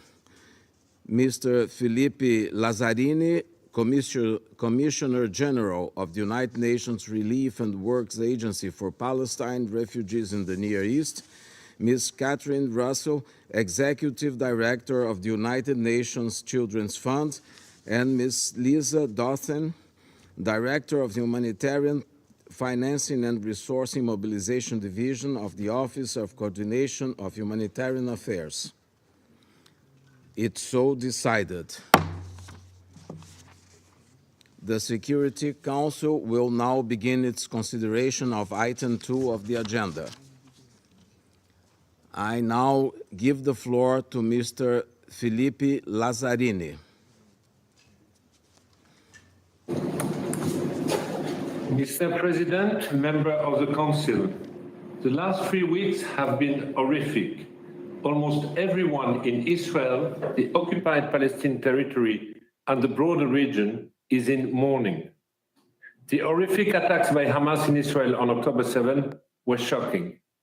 The relentless bombardment by the Israeli forces of the Gaza Strip are shocking. The level of destruction is unprecedented. The human tragedy unfolding under our watch is unbearable. 1 million people, half the population of Gaza, were pushed from the north of the Gaza Strip towards the south in 3 weeks.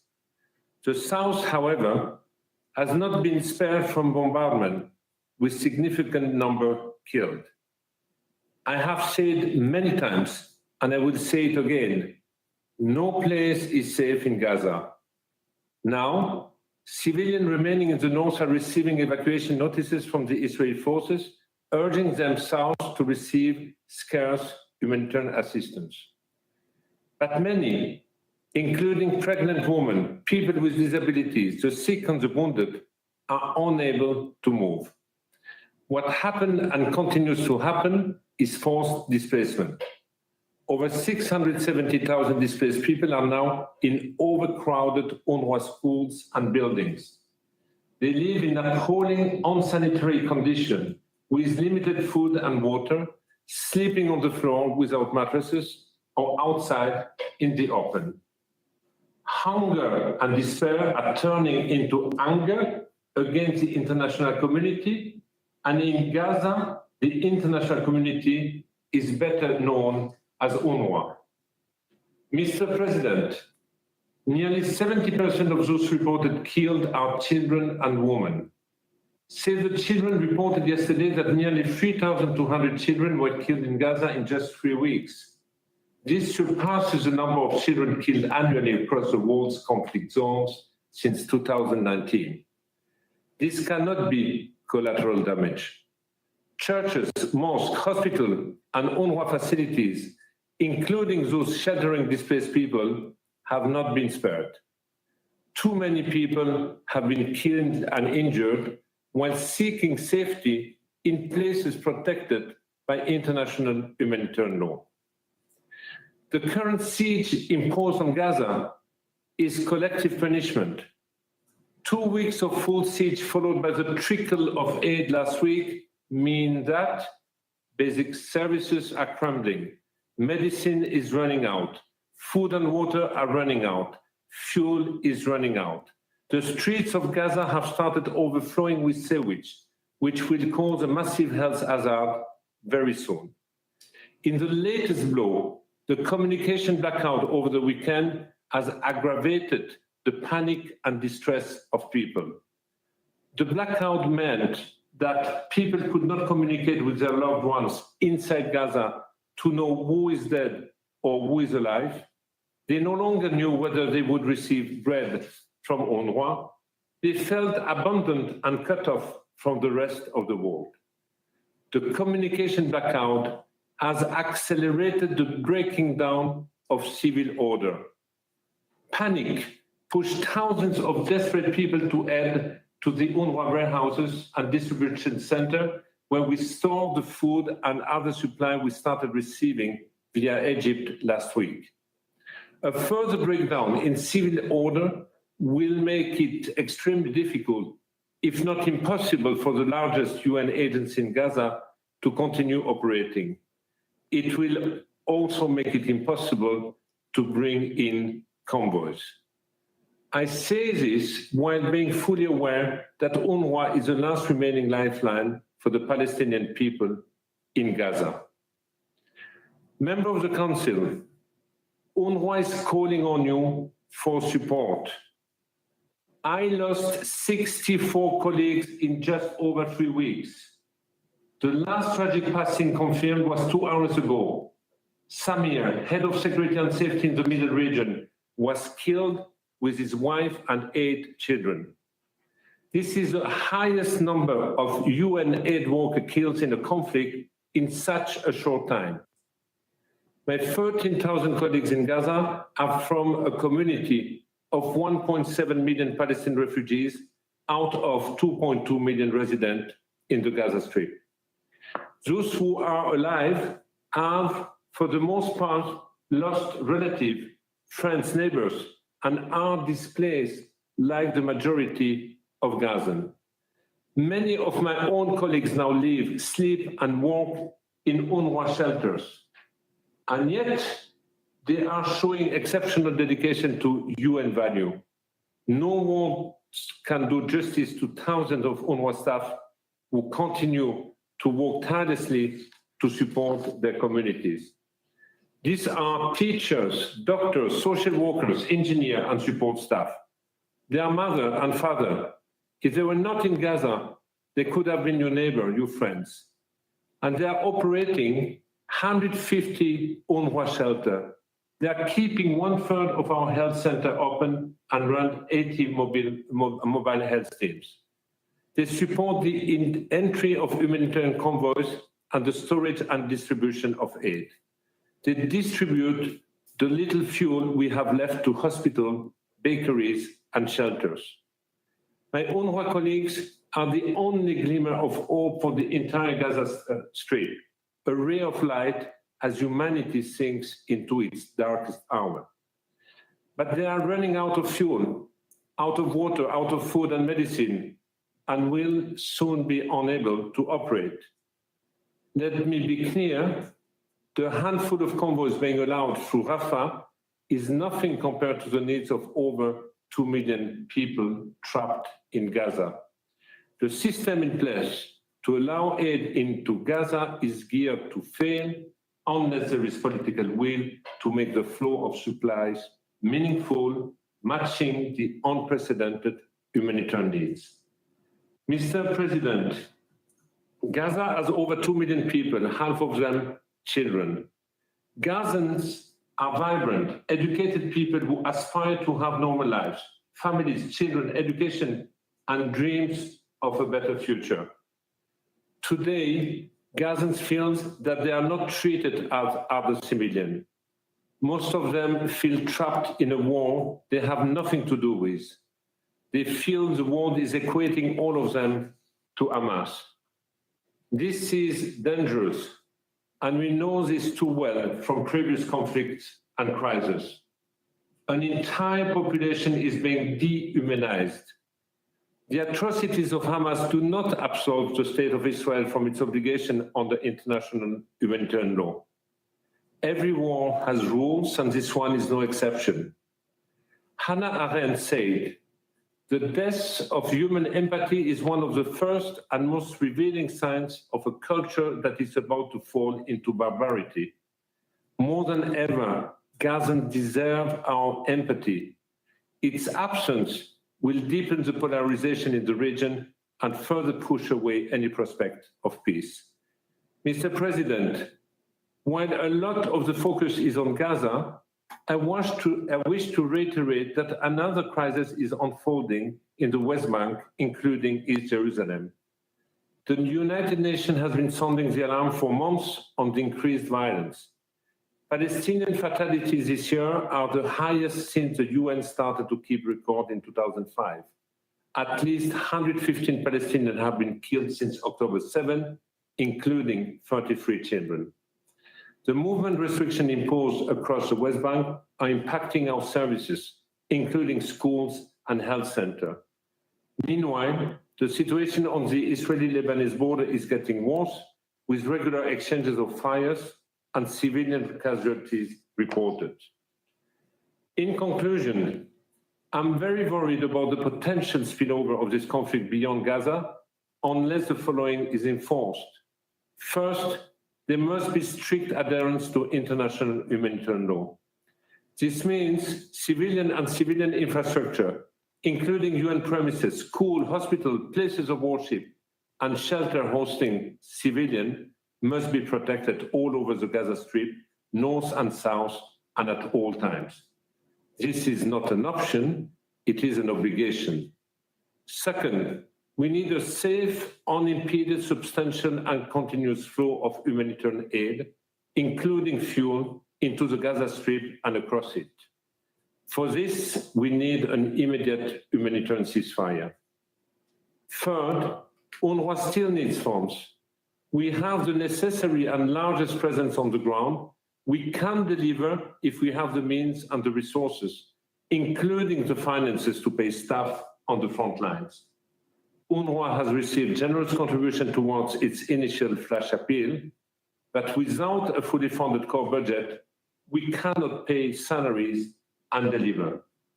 Finally, in these dark times, we must not lose sight of our humanity.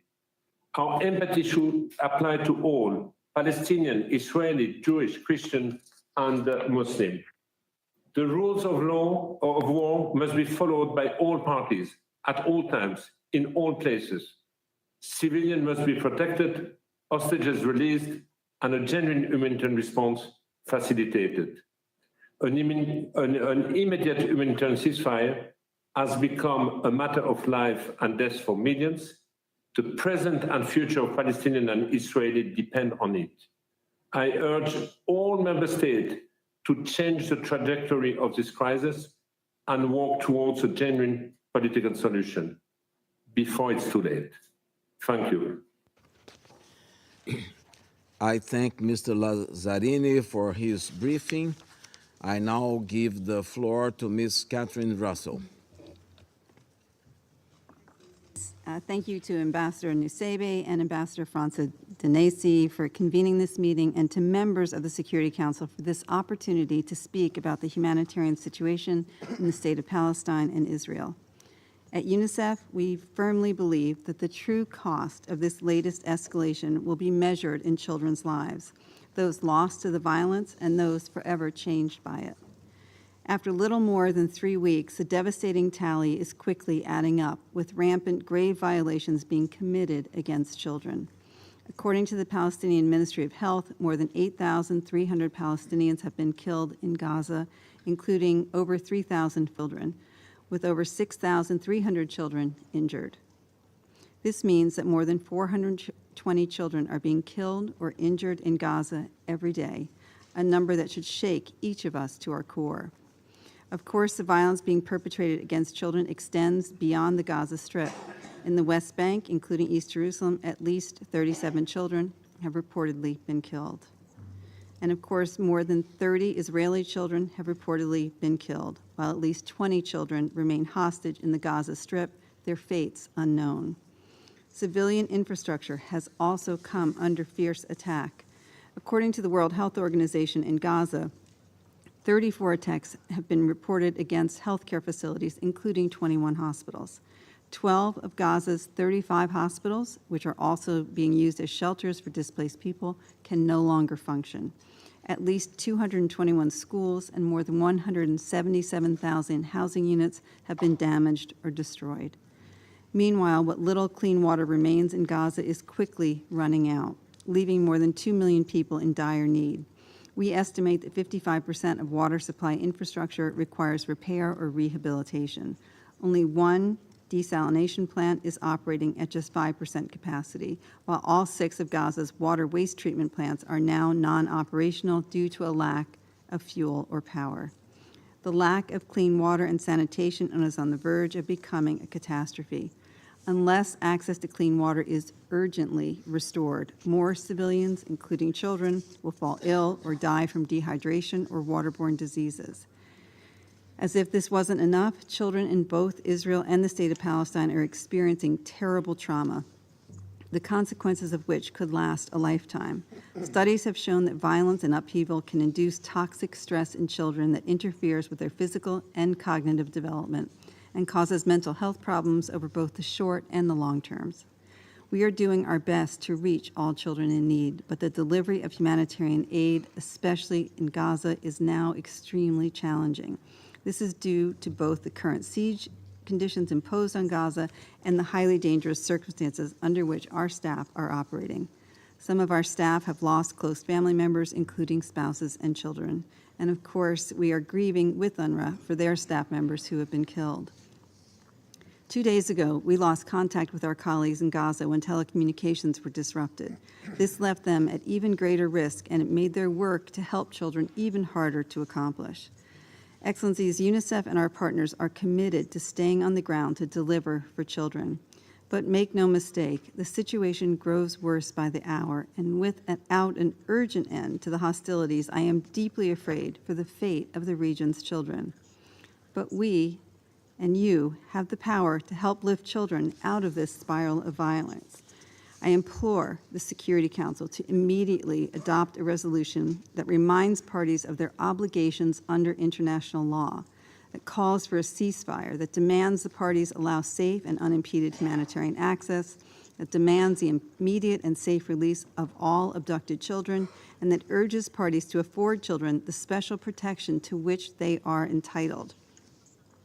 The Security Council should prioritize what is now a worsening displacement crisis with more than 1.4 million people in Gaza, the majority of whom are children, now displaced. As the Secretary General has said, the order for 1.1 million Palestinian civilians to leave northern Gaza should be rescinded. Demands for hospital evacuations should also cease, given their protected status under international humanitarian law. All parties must stop violence and prevent any grave violations committed against children. We must have humanitarian access through all crossing points into the Gaza Strip through safe and efficient supply routes, and parties must ensure the safe and unimpeded movement of humanitarian supplies and personnel throughout the Gaza Strip for the delivery of humanitarian assistance, including but not limited to food, water, medicines, fuel, and electricity. Finally, measures to prevent electricity, food, water, and fuel from entering Gaza from Israel must be immediately reversed so that civilians have access to the services they need to survive. Excellencies, UNICEF was created almost 77 years ago out of the ashes of World War II. Since then, our commitment to our mission has never wavered. We advocate for the rights of every child. On behalf of all the children caught in this nightmare, we call on the world to do better. Whether they are young people attending a music festival or children going about their daily lives in Gaza, they all deserve peace. Children do not start conflicts, and they are powerless to stop them. They need all of us to put their safety and security at the forefront of our efforts, and to imagine a future healthy, safe, and educated. No child deserves any less. Thank you. I thank Mrs. Russell for her briefing. I now give the floor to Mrs. Lisa Dufton. Thank you, Mr. President. I'm delivering this statement on behalf of Emergency Relief Coordinator and Undersecretary General for Humanitarian Affairs, Mr. Martin Griffiths, who is currently on mission in Israel and the occupied Palestinian territory. The events that have unfolded since 7 October have been nothing short of devastating and heartbreaking. We do not forget the 1,400 people killed and thousands more injured and taken in the brutal Hamas attack. Indiscriminate rocket fire continues from Gaza into populated areas of Israel, causing more civilian casualties and displacement and trauma. We deplore that 230 people held hostage in Gaza. All hostages must be released immediately and unconditionally. We welcome all diplomatic efforts to secure their release and demand that, in the interim, they be treated humanely and be allowed to receive visits from the International Committee of the Red Cross. As you've just heard from Commissioner General Lazzarini, the situation for the more than 2 million people trapped in the Gaza Strip is catastrophic. They've now endured a siege and continuous bombardment for 23 days. According to the Ministry of Health in Gaza, more than 8,000 people have been killed, 66% of whom are said to be women and children. Tens of thousands more have been injured. The scale of the horror people are experiencing in Gaza is really hard to convey. People are becoming increasingly desperate as they search for food, water, and shelter amid the relentless bombing campaign that's wiping out whole families and entire neighborhoods. In their desperation, people have resorted to breaking into UN warehouses in search of food and water. Dehydration is an increasing concern, as is the possibility of the spread of disease and other health concerns due to unsafe water and breakdown in sewage treatment services. More than 1.4 million people are internally displaced in Gaza, and hundreds of thousands of children, women, and men are crammed into overcrowded. Many of these people have moved south in search of safety. But the reality is that nowhere is safe, and we simply don't have enough essential supplies to provide for the survival of internally displaced people at this scale. As we heard from Executive Director Russell, the healthcare system is in tatters. Patients lie on the floors and in corridors. Surgeons are operating without anesthesia. Out of an estimated 50,000 pregnant women, 5,500 are due to deliver within the next 30 days. For the 1,000 patients dependent on dialysis and the 130 premature babies in incubators, life hangs by a thread as hospital backup generators run on fumes. Some 9,000 cancer patients are not receiving adequate care. We're deeply concerned by allegations of military installations in the close vicinity of hospitals and the request by Israeli authorities for hospitals, including Al-Quds and Shifa, to be evacuated. There's nowhere safe for these patients to go. And for those on life support and babies in incubators, moving would almost certainly be a death sentence. Mr. President, the provision of humanitarian relief is extremely complex and challenging due to the bombardment, the destruction of infrastructure, and as we've said repeatedly, the lack of fuel. We mourn the loss of 64 UNRWA colleagues and other humanitarian staff who've been tragically killed, and we extend our deepest condolences to the families and colleagues. We have the utmost admiration for the bravery, selflessness, and commitment of humanitarian aid to those in need in this perilous environment. Mr. President, we welcome the agreement that has allowed us to get some relief into Gaza via the Rafah border crossing, but these deliveries are a drop in the ocean compared to the vast scale of needs. It's imperative that we're able to get humanitarian supplies and relief into Gaza safely, reliably, without impediment, and at the scale required.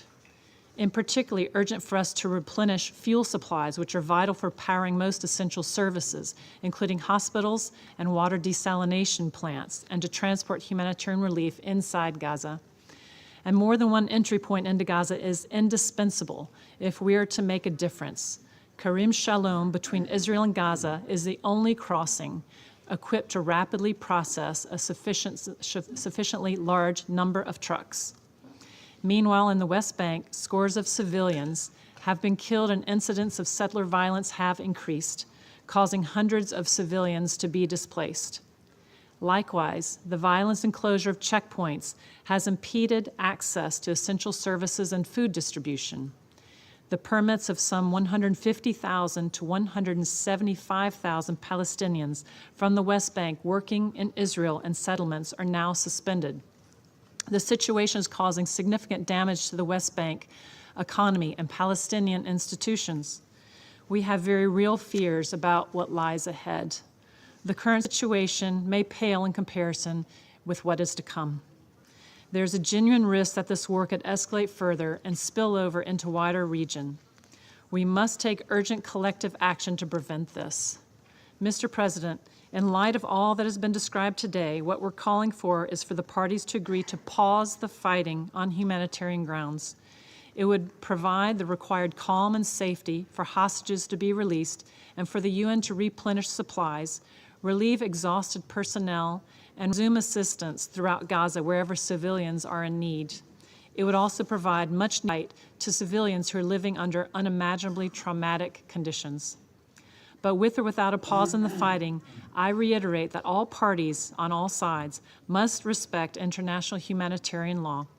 This means allowing relief in and taking constant care to spare civilians and civilian objects, including humanitarian and medical workers, facilities, and assets.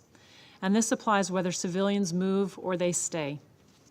We are relying on the responsibility of every member state here and across the UN to use all of their influence to ensure that the rules of war are respected and that as far as is possible, civilians are spared further suffering. Thank you, Mr. President.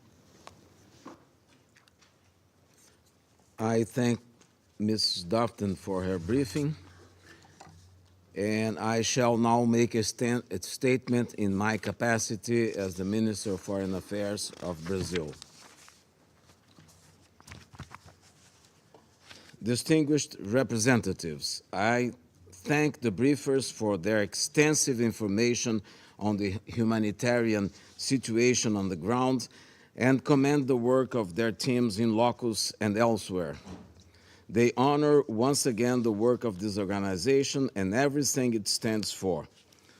Following instructions of President Lula, I come back before you again today with a profound sense of urgency and dismay. We must always bear in mind the human faces on both sides of the conflict. Therefore, I extend Brazil's deepest condolences to the families and friends of all civilians, including the brave and dedicated United Nations personnel who have lost their lives in the ongoing crisis stemming from the protracted conflict in Israel and Palestine, tragically reignited by the terrorist actions by Hamas against Israel on October 7th. Nothing justifies such crimes. All hostages must be immediately and unconditionally released, and access to them by the Red Cross must be immediately granted. At the same time, the current situation in Gaza is deeply appalling and indefensible by any humane standard and under international humanitarian law. An alarming humanitarian catastrophe is unfolding before our eyes, with thousands of civilians, including an overwhelming and intolerable number of children, being punished by crimes they have not committed. In 3 weeks, we have watched this conflict claim the lives of more than 8,000 civilians, of whom more than 3,000 are children. Since the last time, just last week, the count of children deaths increased by 1,000. Meanwhile, the Security Council holds meetings and hears speeches without being able to take a fundamental decision to end the human suffering on the ground. As thousands in Israel and Palestine mourn their loved ones, as Israelis agonize over the fate of hostages, as Gazans suffer under relentless military operations that are killing civilians, including an intolerable number of children, we have the means to get something done, and yet we repeatedly and shamefully fail. Since October 7th, we have met several times and considered 4 draft resolutions. However, we remain at impasse due to internal disagreements, particularly among some permanent members, and thanks to the persistent use of the Council to achieve self-oriented purpose instead of putting the protection of civilians above all. The grave and unprecedented human crisis before us require that sterile rivalries be relinquished that the Council is not able to discharge its responsibility of safeguarding international peace and security due to old antagonism is morally unacceptable. Let us not fool ourselves. The eyes of the world are staring at us and will not move away from our distressing inability to act. They all see that our incapacity to unite in response to the human crisis facing us today questions the very raison d'etre of this Council. Someone has even written that, in addition to civilians, this body lies beneath the rubble in Gaza. The difference is that we are our own saviors. We just need to do what is right, to spare innocent lives from the scourge of wars. There may still be time to rescue the Council and sustain the hope that many of us still have in our capacity to be true to our mandate under the Charter. It is possible only if there is enough political will to compromise and to be minimally balanced and inclusive in our diagnosis and way forward. Failure to do so, yet another failure, will add an increasingly higher cost in human lives above all, but also to multilateralism in general, to the United States and to this Council in particular. Last week, hope for consensus seemed to emerge, echoing the Secretary General's call for a humanitarian ceasefire as the 10th emergency special session of the General Assembly passed a resolution that called for humanitarian truce leading to a cessation of hostilities. A light at the end of the tunnel seemed to appear also when the Secretary General, who had personally been in the region to assess the situation on the ground, announced the opening of the Rafah border crossing for some initial aid deliveries, and some hostages were released. The United Nations, through its Secretariat, under the leadership of the UN Secretary General Antonio Guterres, UNRWA and other bodies and agencies, has been working tirelessly to address the humans. It rests on the Security Council the responsibility to follow through. The price of inaction is unacceptably high. The growing urgency for the families of the hostages and the unbearable pain for the civilian population in Gaza cannot be understated. The positive first step taken by the UN bodies and agencies do not go far enough, as the escalation of the conflict makes the situation more dire by the hour. The relevance of a resolution of the Security Council lies on the need for sustained humanitarian aid and for granting safe working conditions for those involved in rescuing hostages and providing humanitarian work. The cessation of hostilities is therefore to the benefit of the civilian population on both sides. All the risk of reinstating the obvious, I want to put it bluntly. There cannot be rescuing of hostages and humanitarian aid under shells. This is why Brazil and fellow E10 members have been working tirelessly to try to get this Council to act more decisively since the last showdown around proposed resolutions.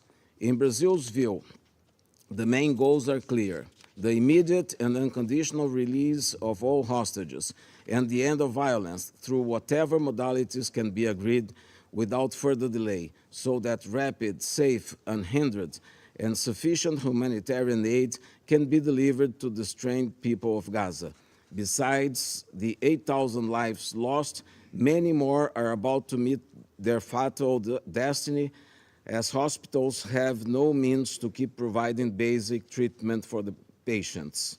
Therefore, providing essential resources to those in Gaza, including water, food, medical supply, fuel, and electricity, is urgent and imperative. Surgeries are being performed without anesthesia. Lives are being lost at hospitals for lack of energy and the most basic medical supplies, Food and water are scarce, and prices have skyrocketed. And the flow of humanitarian aid so far amounts to little more than a photo op. Tanks and troops are on the ground in Gaza, and time for action is running out. My questions to you all are, if not now, when? How many more lives will be lost until we finally move from rhetoric to action? It is also critical and urgent to allow for the safe and immediate evacuation of foreign nationals from Gaza and from elsewhere in the region if they feel threatened. While every state has the right and duty to protect its citizens, actions must be consistent with international law and international humanitarian law, in particular, the principles of distinction, proportionality, precaution, military necessity, and humanity.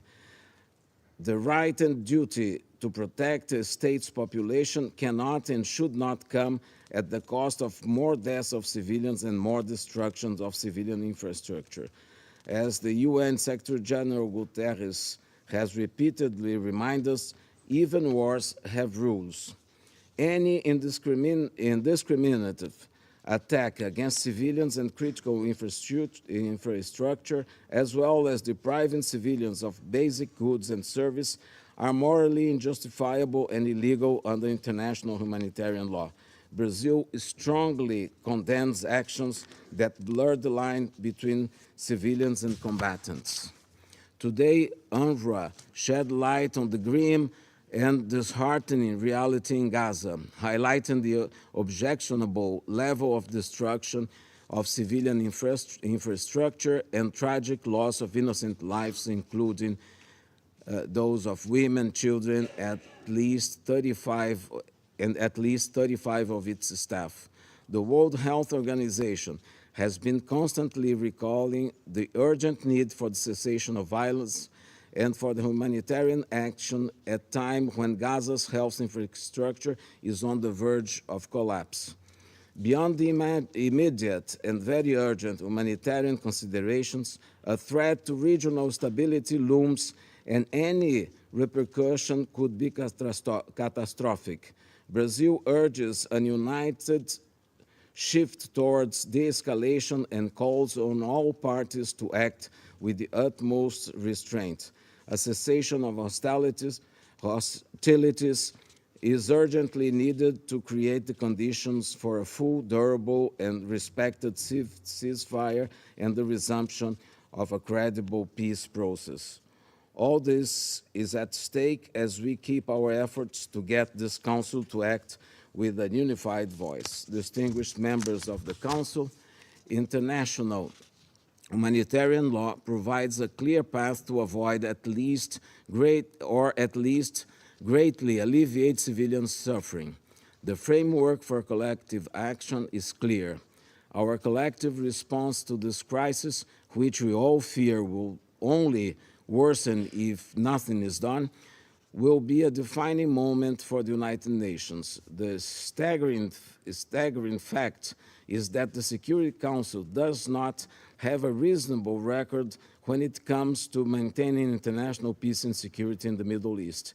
Issues related to the region, in general, received 35 of the 250 vetoes of the permanent members. Since 2016, the Council has not been able to pass a single resolution on the situation in Palestine. The situation in the Middle East is therefore by far one of the most blocked issues in the Security Council. This speaks of ineffectiveness of the governance system and of the lack of representation of certain parts of the world in this body. A decision on the humanitarian aspects of the current crisis will certainly not redress the historic failure of the Security Council regarding the situation in the Middle East. It will, however, stop further human suffering now. Thank you.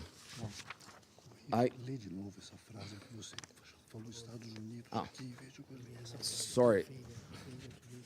I would like for the register to read again another sentence that that was misspelled in my speech. The sentence is on page 4. Failure to do so, yet another failure, will add an increasingly higher cost in human lives above all, but also to multilateralism in general and to the United Nations and this Council in particular. I thank you. I resume now my function as President of the Council. I now give the floor to the permanent representative of the United Arab Emirates. Mr. President, thank you for your presence here with us in New York today and for the special dedication that Brazil has given to peace in our region. I also pay special tribute to our briefers today and to their team's dedicated work in the most unimaginable circumstances on the ground in the Gaza Strip. Commissioner General Lazzarini, I was very shaken by your recent words to your staff over the weekend in which you said, "I am constantly hoping that this hell on earth will soon come to an end."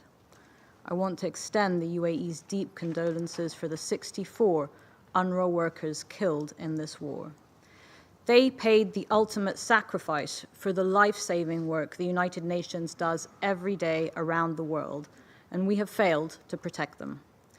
Last Friday, 121 countries, representing an overwhelming majority of the world, issued an unambiguous call for an immediate, durable, and sustained humanitarian truce in Gaza. They stood up for the humanitarian imperative, for human rights, for international law, and most importantly, for the self-evident truth that Palestinian life is precious, equal, and deserving of the full protection of the law. We have heard many say that the 2.2 million Palestinians in Gaza are not Hamas, that this is not a war against them. And while these are welcome words, it is time that action reflected them. The more than 8,000 people that have been killed in Gaza, and as we've heard today, 70% of whom were women and children, were surely not all Hamas. Nearly 1,000 children are missing and may be trapped or dead under the rubble. They are not Hamas.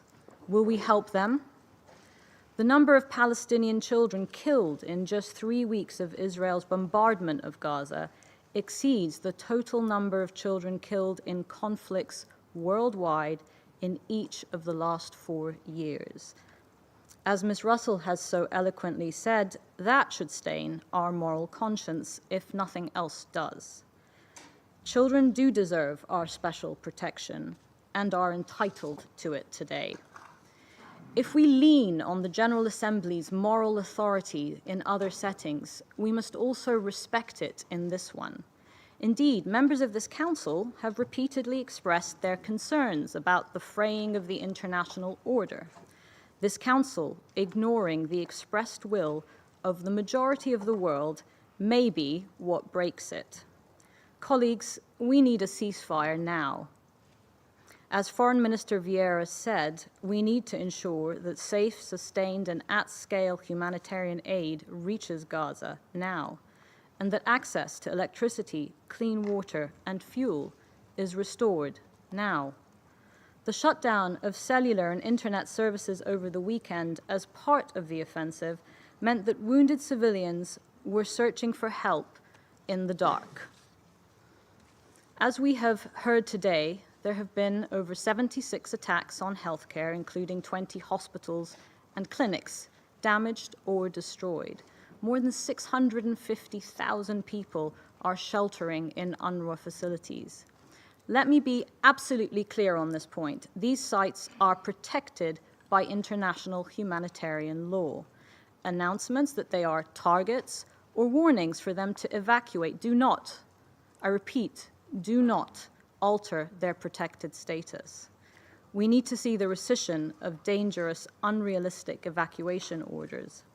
On Saturday, the Palestinian Red Crescent reported warnings from Israel to immediately evacuate Al-Quds Hospital, which hosts hundreds of patients, including newborn babies in incubators.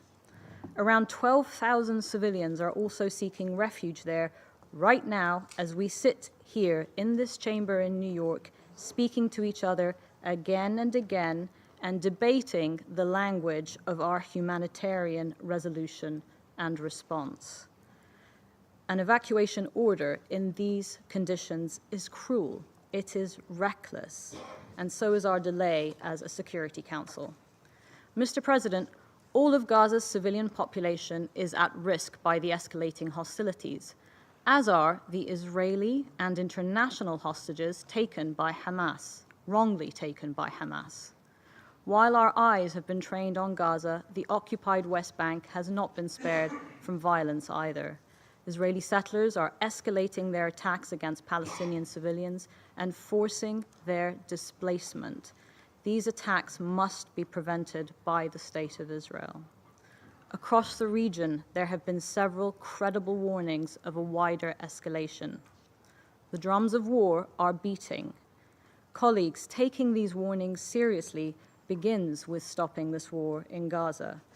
We do not serve Israel's security by enabling it to go on. We cannot reverse the heinous October 7th attacks by condoning this war in which civilians are paying the price. Ignoring what could happen day after day will have devastating consequences, not only for Israelis and Palestinians, but for the prospects of peace and stability in our region.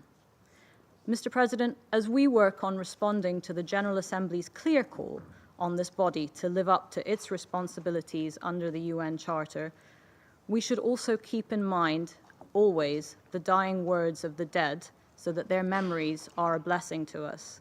I'd like to speak today of an Arab poet, Heba Abu Neda, a Palestinian woman killed in Khan Yunis several days ago. My friend's circle diminishes, turning into little coffins scattered everywhere. As missiles launch, I can't grasp the fleeting moments with my friends. These aren't just names, they are reflections of us with a unique face and identity. Colleagues, we may have failed the dead, but we must channel our sorrow into saving the living. The time to reverse course is running out. What we and 121 countries are advocating for may be the harder road, but history warns us of the consequences of not taking it. Thank you. I thank the permanent representative of the United Arab Emirates, and I now give the floor to the permanent representative of China. Thank you, Mr. President. Mr. President, first of all, I would like to thank Brazil for organizing today's meeting upon the request of UAE and China. I thank Commissioner General Lazzarini, Executive Director Russell, and Ms. Dalton for their briefings. Your briefings underscored once again the gravity of the situation in Gaza and the urgency for the Council to act. Last Friday, the 10th Emergency Special Session of the General Assembly adopted by an overwhelming majority a resolution calling for an immediate and durable humanitarian pause leading to a cessation of hostilities. This reflected the widespread call on the part of the international community. Regrettably and unacceptably, however, Israel, turning a deaf ear to the common concerns of the international community, has chosen to further escalate its military operations in Gaza and formally declared the launch of a ground assault. Secretary General Guterres has warned that the population in Gaza is facing a disaster of an avalanche proportion. Having one of the highest population density in the world, Gaza is a land that has been under blockade for 16 long years. The 2.3 million innocent people are living in utter fear amidst the indiscriminate bombardment and have been cut off from water, electricity, food, and fuel for 21 days. Just this past weekend, they experienced a communication blackout that lasted for nearly 36 hours. If left unchecked, the situation will spiral further out of control and an even greater humanitarian catastrophe will be inevitable. We express our deep sympathy to the people in Gaza who are struggling on the brink of life and death, and we are equally, if not more, deeply worried about the Middle East peace process, which is on the brink of collapse. China solemnly calls on the parties to the conflict to cease all hostilities, disengage immediately, set in place a humanitarian truce, and make every effort to prevent the situation from escalating further. China solemnly calls on Israel as the occupying power to fulfill its obligations under the international humanitarian law, lift its siege over Gaza, immediately rescind its evacuation order, and expeditiously restore the supply of basic necessities so as to prevent an even larger humanitarian disaster. China solemnly calls for intensified diplomatic efforts to facilitate the release of the hostages without delay and to work on this basis to seek to open up space for dialogue so as to return to the track of a political settlement. China solemnly calls on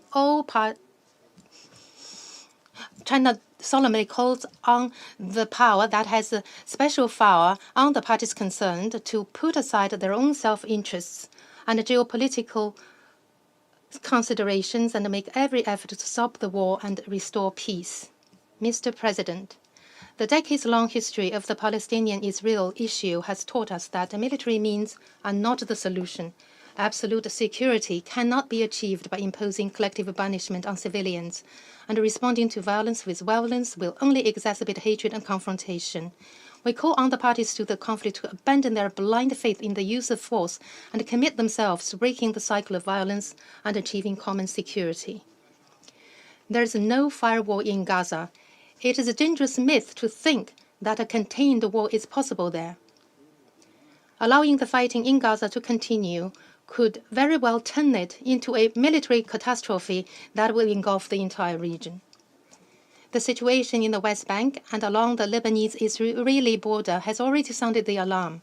We call on all parties concerned about the spillover of the conflict to devote their efforts towards promoting a ceasefire in Gaza.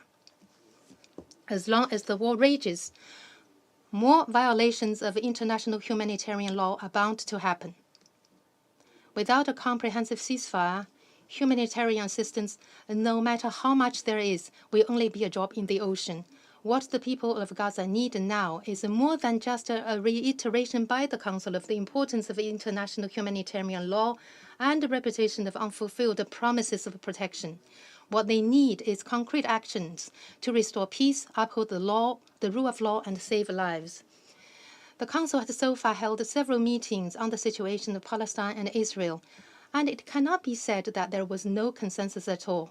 The resolution just adopted by the General Assembly has also pointed the Council in the right direction. In the face of the current critical situation, China once again solemnly calls on the Council to strengthen unity, build consensus, and take responsible and meaningful action as soon as possible. We believe that so long as we focus on the most pressing issues on hand, such as a ceasefire and an end to the fighting, the protection of civilians, and the prevention of a larger humanitarian disaster, it is possible for the members of this Council to reach a consensus, and indeed, this is what they should do. At this juncture, silence means acquiesce, and inaction is tantamount to a green light. The eyes of the world are upon us, and history will record our choice. Thank you, Mr. President. I thank the permanent representative of China for his statement, and I now give the floor to the permanent representative of the United States. Thank you, Mr. President. Commissioner General Lazzarini, Executive Director Russell, and Director Doughton, I want to express my heartfelt gratitude to you and your teams for the courageous work done by you under the most difficult circumstances. Humanitarian actors have stepped up, as they always do, to try and save lives in the midst of the humanitarian crisis in Gaza. This work is heroic, but tragically, it comes with great risk. We mourn the more than 60 UN staff who've been killed in Gaza since the start of this conflict. The lives of UN personnel must be protected. The lives of humanitarian workers must be protected. The lives of journalists must be protected. The lives of all civilians, innocent civilians, Israeli and Palestinians, men and women, children and elderly, must be protected. There's no hierarchy when it comes to protecting civilian lives. A civilian is a civilian is a civilian. Colleagues, it's been 3 weeks since Hamas killed more than 1,400 innocent civilians and took more than 200 people hostage. Gaza-based militants continue to fire barrages of rockets toward Israel. Citizens from dozens of member states are still being held hostage by Hamas. And the humanitarian crisis in Gaza is growing more dire by the day. At this moment of pain and sorrow and suffering, we must all come together. We must all come together to call for the immediate and unconditional release of all hostages, address the immense humanitarian needs of Palestinian civilians in Gaza, affirm Israel's right to defend itself from terrorism, and remind all actors that international humanitarian law must be respected. That means Hamas must not use Palestinians as human shields, an act of unthinkable cruelty and a violation of the law of war, and that means Israel must take all possible precautions to avoid harm to civilians. Yesterday, President Biden spoke to Prime Minister Netanyahu and reiterated that while Israel has the right and responsibility to defend its citizens from terrorism, it must do so in a manner consistent with international humanitarian law. The fact that Hamas operates within and under the cover of civilian areas creates an added burden for Israel. But it does not lessen its responsibility to distinguish between terrorists and innocent civilians. Colleagues, the United States is also deeply concerned by the significant uptick in violence against Palestinian civilians in the West Bank. We condemn the killings of Palestinian civilians, and we urge Israel to prevent these attacks, working with the Palestinian Authority. The Biden administration also shares the international community's concern about telecommunications shutdowns in Gaza. We've made this clear to Israeli leaders, and we understand communication networks have started to be restored. This is essential. A shutdown of telecommunication imperils the lives of civilians, UN personnel, and humanitarian workers, and risks exacerbating the humanitarian crisis in Gaza. Lives hang in the balance, and we must all step up, as the United States has done. We are the single largest donor to the Palestinian people, having contributed more than $1 billion to UNRWA since 2021. And President Biden recently announced an additional $100 million in humanitarian assistance for the Palestinian people in Gaza and the West Bank. But of course, no amount of aid will matter if it cannot reach people in need. And the United States continues to work with Israel, Egypt, the UN, and other partners to facilitate rapid and sustained assistance flow. Food, fuel, water, medicine, and other essential services must be restored. And while the number of trucks entering Gaza continues to increase, it is not nearly enough.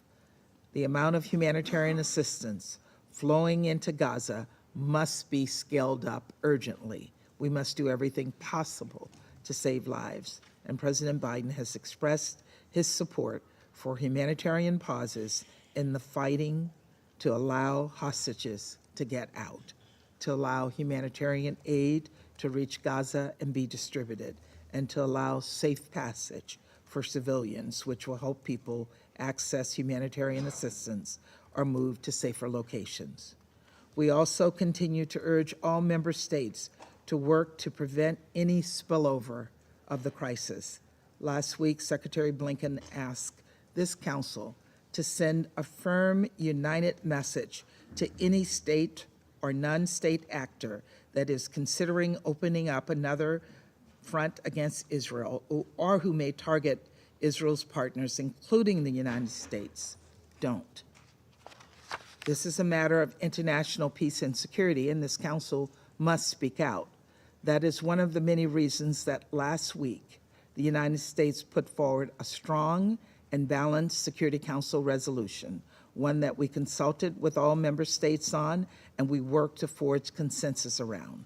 This resolution received the support of the majority of this council, but Russia and China blocked its adoption. Following this veto, action moved to the General Assembly, where member states were asked to vote for a resolution that was grossly one-sided and was missing two key words, Hamas and hostage. These are deliberate omissions that give cover and empower Hamas's brutality. During the emergency special session, we also heard a few member states implicitly endorse Hamas's acts of violence, and I was frankly shocked and appalled. It is outrageous and it must be called out. It is unconscionable that Hamas's actions are not condemned by the General Assembly. Colleagues, as I've said before, the United States will continue to engage with any council member, with any member state that is committed to adopting a strong and balanced resolution. But any council product must support direct diplomacy efforts that can save lives and advance the prospects of a more peaceful and secure future for the region. Even at this difficult moment, we must keep hope alive. We must work toward a brighter future, a future where Israelis and Palestinians have equal measures of security, freedom, justice, opportunity, and dignity, a future where Palestinians realize their legitimate right to self-determination and a state of their own, a future where two democratic states, Israel and Palestine, live side by side in peace. This is not the future Hamas wants to see, but it is the future that we must all work to advance together. Thank you very much, Mr. President. I thank the permanent representative of the United States for her statement, and I now give the floor to the permanent representative of Ecuador. Señor Presidente. Mr. President, to begin, I wish to thank Mr. Felipe Lazzarini and Ms. Lisa Dutton and Catherine Russell for their grave briefings this afternoon. I wish to thank them for all of the work of UNRWA, OCHA and UNICEF in such grueling circumstances, such as those being endured by these bodies on the ground. The events in Gaza are of grave concern, Mr. President. The situation of the civilian population is desperate. The aid that is arriving is insufficient. The future is uncertain and menacing.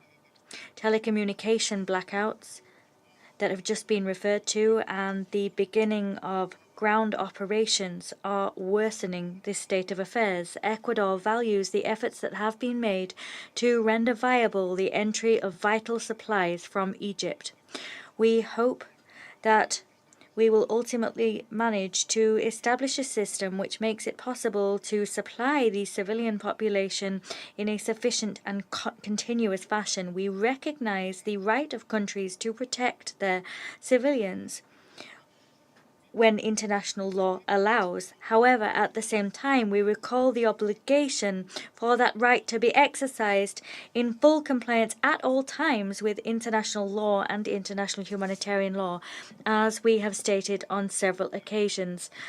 As Ecuador and other members of the Council indeed have stated on several occasions. We support the work of the Secretary General, that of the United Nations system, and we support the work of its agencies who have the mandate to provide humanitarian aid to the population affected by this conflict. My country has appealed vehemently for the avoidance of the spillover of this violence to other areas in the region. At this moment, I wish to draw particular attention to the need to avoid exacerbating tensions and fueling the violence in the West Bank and on the border between Lebanon and Israel. I reiterate our request to all to act with a sense of responsibility and common sense. Anything else, and death, more pain and more suffering will be all that await. Mr. President, as I have said on several occasions in recent weeks, this Council must speak out in the face of the eruption of violence in the area and its dire humanitarian consequences. All efforts must be made to achieve this goal. Particularly, we must reach agreements between those who have the power to prevent with their will alone the adoption of a decision which enjoys the majority support of this Council. It is timely to recall here that exercising greater power brings with it greater responsibility. The Council must bear in mind that this organization was born to defend the dignity and worth of the human person, to ensure that reason prevailed in international relations, and to create a better world for all. It is our obligation, Mr. President, to strive so that we can always discharge that mandate. I thank you. I thank the permanent representative of Ecuador, and I now give the floor to the permanent representative of Switzerland. Merci, Monsieur le Président. Thank you, Mr. President, and I would like to thank you for the second time chairing an emergency meeting of the Security Council on the situation in the Middle East this month. I would also like to thank the Commissioner General of UNRWA, Felipe Lazzarini, Director Lisa Doughton of OCHA, and the Executive Director of UNICEF, Catherine Russell, for their briefings and their efforts, and above all of their efforts in these particularly tragic circumstances. We offer our very sincere condolences to the UN, in particular to UNRWA, for the dozens of personnel who died in the course of their duties. Our condolences also go to the relatives of the thousands of Israeli and Palestinian civilians, more than a third of them children, who have tragically lost their lives in recent weeks. Since the 7th of October, Switzerland has strongly condemned the acts of terror, indiscriminate rocket fire against the Israeli population, and hostage-taking perpetrated by Hamas. In this context, Switzerland expressed its solidarity with the Israeli people. All hostages held in Gaza must be released immediately and unconditionally. We have recognized Israel's legitimate concern for national defense and security, recalling that the legitimate needs of security and military necessity are taken into account by international humanitarian law, which must be respected by all parties to the conflict. We stress once again the binding nature of all its rules, without exception, in particular the principles of distinction, proportionality, and precaution in the conduct of hostilities. All violations of international law must be investigated so that the perpetrators can be brought to justice. As it has done on many occasions, Switzerland reiterates that the application of international humanitarian law and human rights, in particular the protection of civilians, is and must remain a priority for this Council. It is therefore imperative to protect civilians and people who are no longer taking part in hostilities. We must protect them from acts of terror in Israel, and we must protect them in Gaza and the West Bank, where the increase in violence, particularly by settlers, is worrying. We must exert our influence on the parties to the conflict to ensure that international humanitarian law is respected, to halt the current spiral of violence and prevent it from spreading throughout the region. As we have heard, in Gaza, the entire population, almost half of whom are children, is now under siege entirely.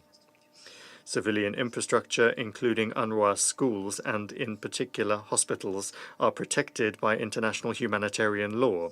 They must be able to provide security and assistance to civilians. The population must have access in sufficient quality and quantity to essential goods and services, including drinking water, food, medical care, and fuel.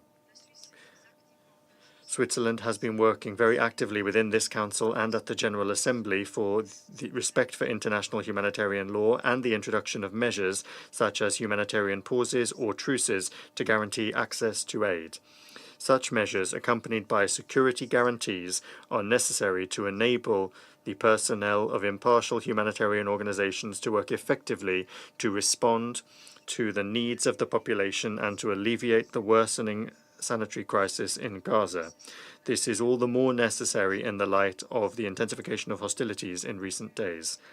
Mr. President, unified action by this Council is therefore more necessary than ever to put an end to the violence, ensure respect for international law, and work towards peace. Switzerland will continue to make every effort to seek such action by this Council so that it assumes its responsibility in the face of this crisis. Thank you. I thank the permanent representative of Switzerland for her statement, and I now give the floor to the permanent representative of Gabon. Merci, Monsieur. Thank you, Mr. President. I thank UNRWA Commissioner General Philippe Lazzarini, the Executive Director Catherine Russell, and OCHA Director Lisa Ducton for their briefings on the current situation in Gaza. I am quite frankly shocked to the core by their briefings and accounts. I wish to thank the United Arab Emirates and China for convening this emergency open briefing, because we cannot, as a Security Council, remain unmoved in the face of the unbearable extent of the horror playing out before our eyes. The intensification of Israel's airstrikes, together with the ground operations of forces in Gaza, is causing the huge death toll of this war to tragically skyrocket. This is a heinous war which is morally unacceptable. The paralysis of this council is unacceptable and inconceivable. 10,000 people, including 1,000 children, have been killed since the heinous attacks of Hamas in Israel on the 7th of October. It is high time for this bloodbath to cease. Gabon, once again, staunchly condemns all deadly, indiscriminate violence. We wish to say the following very clearly indeed. Civilian populations must be neither currency nor human shields, nor must they be the target of collective punishment. All hostages must be released unconditionally, and Israel's right to self-defense must be exercised in accordance with international humanitarian law and with the principles of proportionality, precaution, and distinction. The dehumanizing cycle of violence against civilian populations must immediately stop. Within this council, we must move beyond the bonds of the political and geopolitical bonds that bind us to inaction. We must move beyond divisions, rivalry, and sterility to call for an immediate cessation of hostilities and for unhindered humanitarian access to those in need, those civilians trapped in the devastated ruins of Gaza. We call for the compliance with and implementation of the resolution adopted by the General Assembly on the 26th of October 2023. We hail the efforts to restore calm undertaken by the countries in the region. At the same time, we reiterate the Secretary General's appeal for a humanitarian ceasefire. We reiterate our appeal for restraint and encourage all states that have influence that they can bring to bear on parties to ratchet up efforts to bring parties to choose peace and to preserve human life. Mr. President, we are all aware of the risk that the Israel-Palestine conflict poses to peace and stability in the region as a whole and beyond. We must avoid a conflagration which would stand as a point of no return and would lead us into chaos. once and for all. To conclude, I wish to reaffirm my country's conviction that diplomacy, dialogue, and negotiation, with a central role played by the United Nations, are and remain vital channels to achieve a lasting solution to this deadly crisis. We reiterate our commitment to the two-state solution. Thank you. I thank the permanent representative of Gabon for his statement, and I now give the floor to the permanent representative of Malta. Thank you, President. I thank the briefers, today's briefers, for their stark briefings, and also thank and applaud your teams for your important work on the ground. Commissioner General Lazzarini, we convey our sincere condolences for the tragic loss of UNRWA staff in these past weeks. For years, the agency has been an important stabilizing force in the region.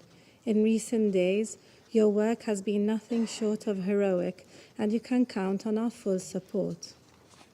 President, Malta is gravely concerned by the desperate situation in Gaza. Such military operations will undoubtedly have a devastating impact on the more than 2 million civilians trapped in the enclave. Let us not forget that these civilians were already perilously vulnerable and living in dire conditions. During these last days, thousands broke into UNRWA warehouses and distribution centers, taking wheat, flour, and other basic items. This illustrates how desperate the situation on the ground is, and is a worrying sign that civil order is starting to break down. In parallel, Hamas continues rocket barrage into Israeli territory, with some reaching Tel Aviv. This is completely unacceptable. We unequivocally reject and condemn these barbaric attacks, including the 7th October attack and the taking of hostages. These are heinous acts of terrorism. We reiterate our call on Hamas to immediately release all hostages safely and unconditionally, and urge parties with influence to continue negotiations to this end. Malta condemns all violence against civilians. All parties to the conflict are obligated to abide by international law, including international humanitarian and human rights law. They must take all feasible precautions to avoid, and in any event minimize, harm to civilians and civilian objects. These including objects indispensable to the survival of the civilian population. We are utterly devastated to note the effects the conflict is having on Palestinian and Israeli children. Thousands have perished, while the rest are suffering unthinkable psychological traumas. We underscore that the killing and maiming of children, attacks on schools, hospitals, places of worship, and denial of children's access to humanitarian assistance are all grave violations. We also echo the concerns raised regarding the children being held by Hamas. We reiterate our call for their immediate release and for their special protection needs to be prioritized. President, the humanitarian crisis in Gaza can no longer be ignored. Urgent action is needed. This is why we voted in favor of the General Assembly resolution last Friday at the 10th Emergency Special Session. We welcome the provisions of this resolution calling for an immediate, durable, and sustained humanitarian truce leading to a cessation of hostilities. This is the minimum requirement to ensure protection of civilians. Meanwhile, we remain concerned that this Council has been unable to act in the face of this accelerating crisis. We echo the Secretary-General's message that this is a moment of truth. Our immediate priority must be to address the unfolding humanitarian catastrophe and to reverse current escalations. We urge Council members to unite in good faith and act decisively for the sake of regional and international security. We also stress that it is unacceptable that humanitarian actors working through the most life-threatening and extraordinary conditions to protect Gazan civilians also must contend with communications blackouts. Connectivity is of utmost importance, not only to the civilian population, but also so that aid responders can continue doing their critical work. Malta reiterates the call also made in the European Council conclusions for the continued, rapid, safe and unhindered humanitarian access in Gaza, including through humanitarian corridors and pauses. All efforts made by international actors in this regard are welcome. Furthermore, we are alarmed at the precarious developments in areas outside of Gaza. It is critical that the international community works together to prevent a spillover which would further increase internal tensions and destabilize the entire region. Malta underscores that any lasting and sustainable plan for peace in the Middle East must be based on a two-state solution, in line with relevant Security Council resolutions and internationally agreed parameters. De-escalation, restraint, and mediation are critical. The longer we fail to address these imperatives, the harder it will become to climb out of the abyss and towards the path of peace. Thank you. I thank the permanent representative of Malta for her statement, and I now give the floor to the permanent representative of France. Monsieur le Président. Mr. President, I thank the Commissioner General of UNRWA, Executive Director of UNICEF, and the Office for the Coordination of Humanitarian Affairs for their briefings. The terrorist attacks by Hamas and other groups against Israel on the 7th of October have triggered an unprecedented crisis. The humanitarian situation in Gaza is tragic. Civilians are dying every day, including many children. The population is going hungry. The lack of water brings with it the risk of epidemics, and hospitals are overwhelmed. It is urgent that unfettered humanitarian access be guaranteed for the Gaza Strip that needs food, water, and electricity. The number of convoys must increase significantly in order to be commensurate with what is needed. A humanitarian truce is needed, which could ultimately lead to a ceasefire. France has significantly increased its humanitarian assistance through the chartering of a special flight last weekend and welcomes the commitment of the Secretary General, the work of UN agencies, and the work of humanitarian actors on the ground who are working in extremely difficult conditions. Our most sincere condolences go to the United Nations following the deaths of 63 UNRWA staff members. Civilians must be able to leave Gaza without being impeded from doing so, and we have constantly requested that for our own nationals and their families since the 7th of October. Nothing can justify the suffering of civilians who must be protected. All victims deserve our compassion, and all lives are valuable.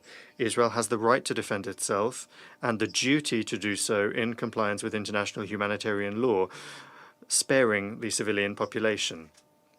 France voted in favor of the resolution introduced by Jordan on behalf of the Arab group, which calls for a truce and humanitarian access and for the protection of civilians, which condemns terrorist acts and which calls for the immediate and unconditional release of hostages.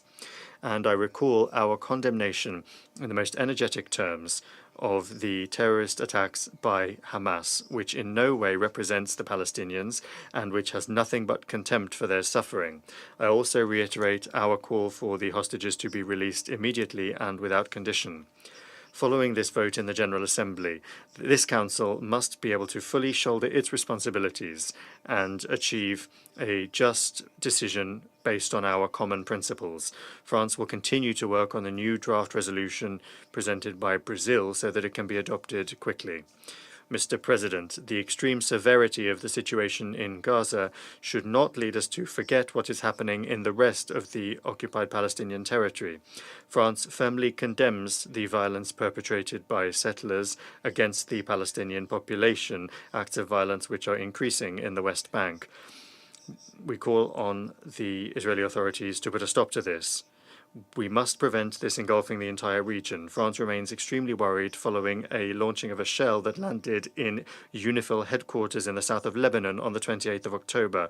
France is committed to avoiding a spread of this conflict. This war has reminded us, as if any reminder were necessary, that the world can no longer ignore the legitimate aspirations of the Palestinians and Israelis to live in peace and security. We all are aware of the conditions for this, namely the necessary security guarantees for Israel and a state for the Palestinians. We must all mobilize in order to restore a political horizon. The only viable solution is a two-state solution, and France will continue its engagement within this Council for it to adopt a resolution as quickly as possible. We owe this to the Israelis and the Palestinians. Thank you. I thank the permanent representative of France for his statement, and I now give the floor to the permanent representative of Albania. Thank you, Mr. President. And let me thank Commissioner General Lazzarini, Executive Director Russell, and Ms. Dutton for the information provided.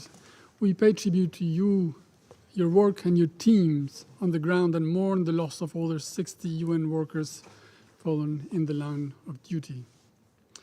The past 3 weeks have been dramatic for Israelis and Palestinians and tormenting for the Middle East and many elsewhere. The overall death toll in civilian victims is frightening and unsustainable. We extend our condolences and deepest sympathy to the families of all victims, Israelis and Palestinians alike. Mr. President, 7th of October will remain a defining moment in the never-quiet history of the Middle East. Hamas, its brutality and terror, the worst in human behavior, will not and must not be forgotten. In the current utterly complex situation, there is an accumulation of competing urgencies: the response to terror and the continued rocket launches from Gaza, the liberation of hostages, the protection of civilians, the provision of humanitarian help, and the increased risk of spillover of the conflict. Let me quickly go through each of them. First, in its exercise of the right of self-defense, which we recognize and support like for every other country under attack, Israel is determined to eradicate Hamas. It should not be portrayed mistakenly as a license to punish Palestinians. It is beyond any doubt that conducting warfare in such a densely populated area as Gaza is difficult, challenging, very demanding, and it must be conducted prudently, professionally, and in compliance with international humanitarian law. We profoundly regret every innocent life lost without distinction. While circumstances may be different, a loss is always a loss. Therefore, there is need for maximum precaution not to harm those who are twice in danger, first from Hamas and their policies on one hand, and a fight they have not chosen on the other. It is therefore extremely important and urgent to do everything possible that civilian populations are not found in that hopeless place from where there is no escape. Second, nothing can ever justify abducting and holding hostages innocent people, children, women, and elderly, even less so using them, as Hamas is doing. They must be liberated, they must be brought home. We welcome efforts from various actors in this respect and urge them to continue. Third, unhindered humanitarian help at scale must be urgently provided to all those in need. We cannot contemplate children dying in the hospitals because of the lack of medicine or electricity or water or lack of communications.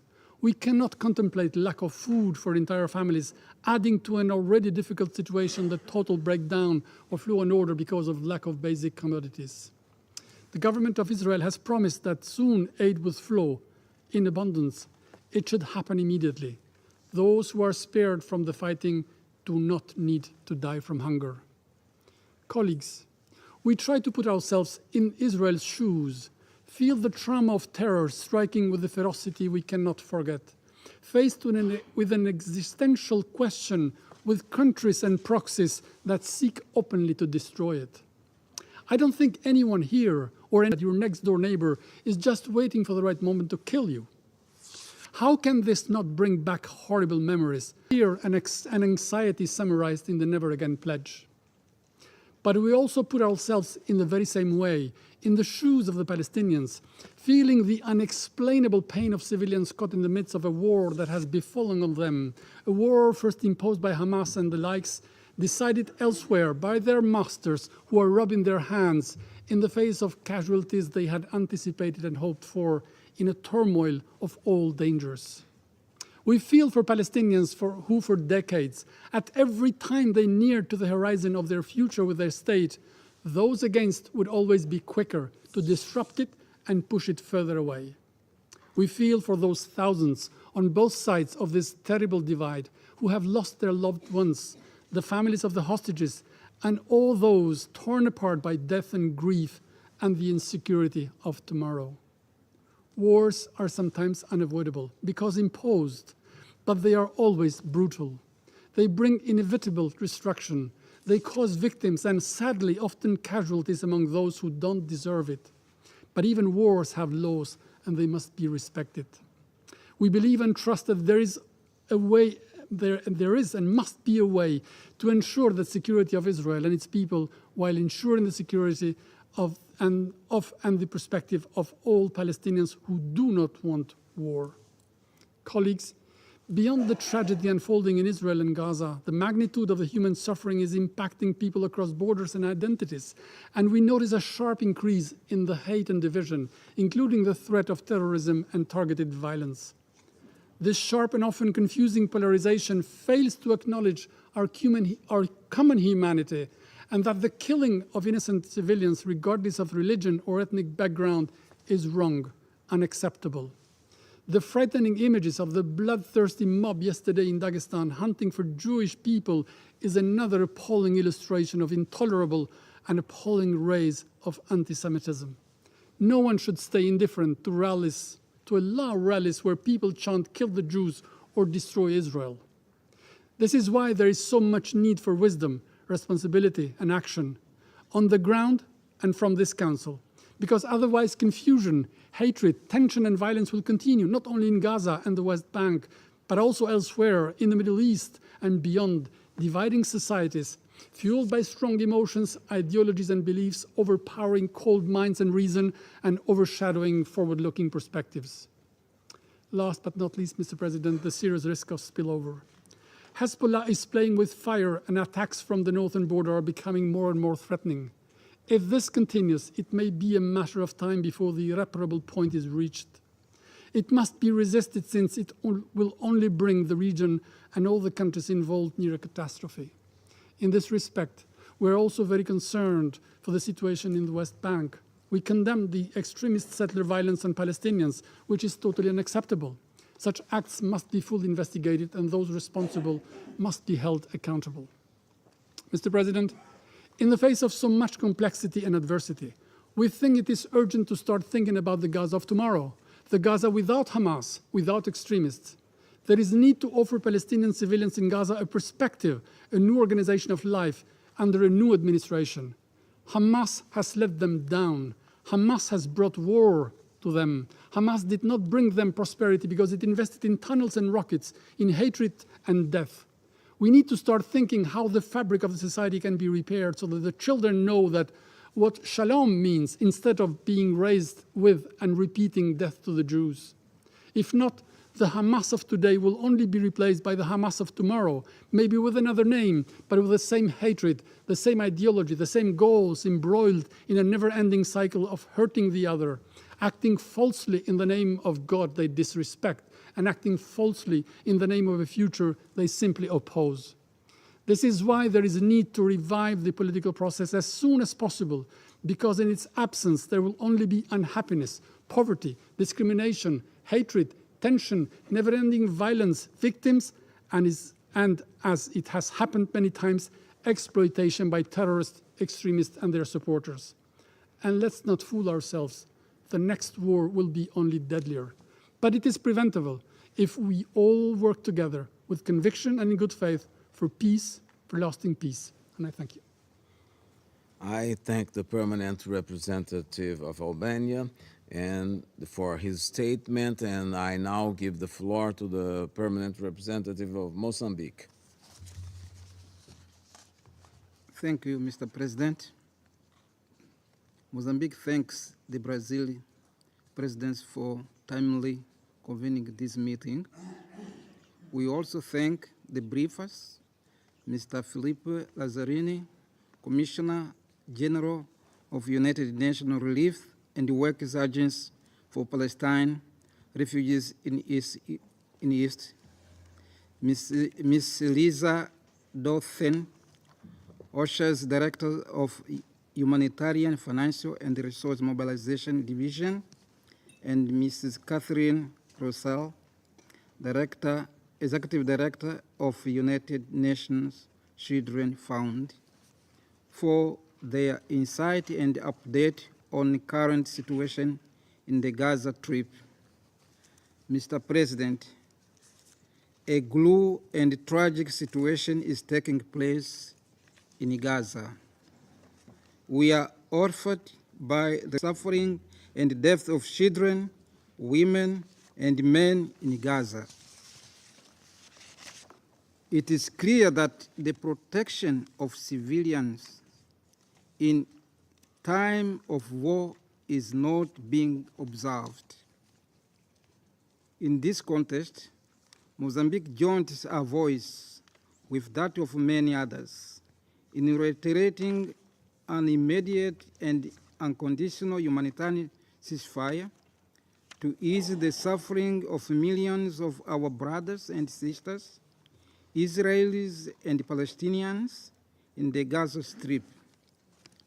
Mr. President, we should remind ourselves that the laws of war have established the clear rules to protect human lives, human dignity, and respect humanitarian needs.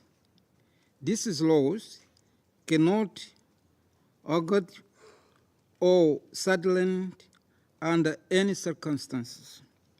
They must be respected and observed by everyone, everywhere, at all times, without exception or excuse. We have condemned attacks on Hamas on 7 October against the Israeli children, women, and men. We strongly condemn the attacks against the civilian populations, in particular children, women, elderly, and the UN humanitarian staff. We call on their protection. That is vital.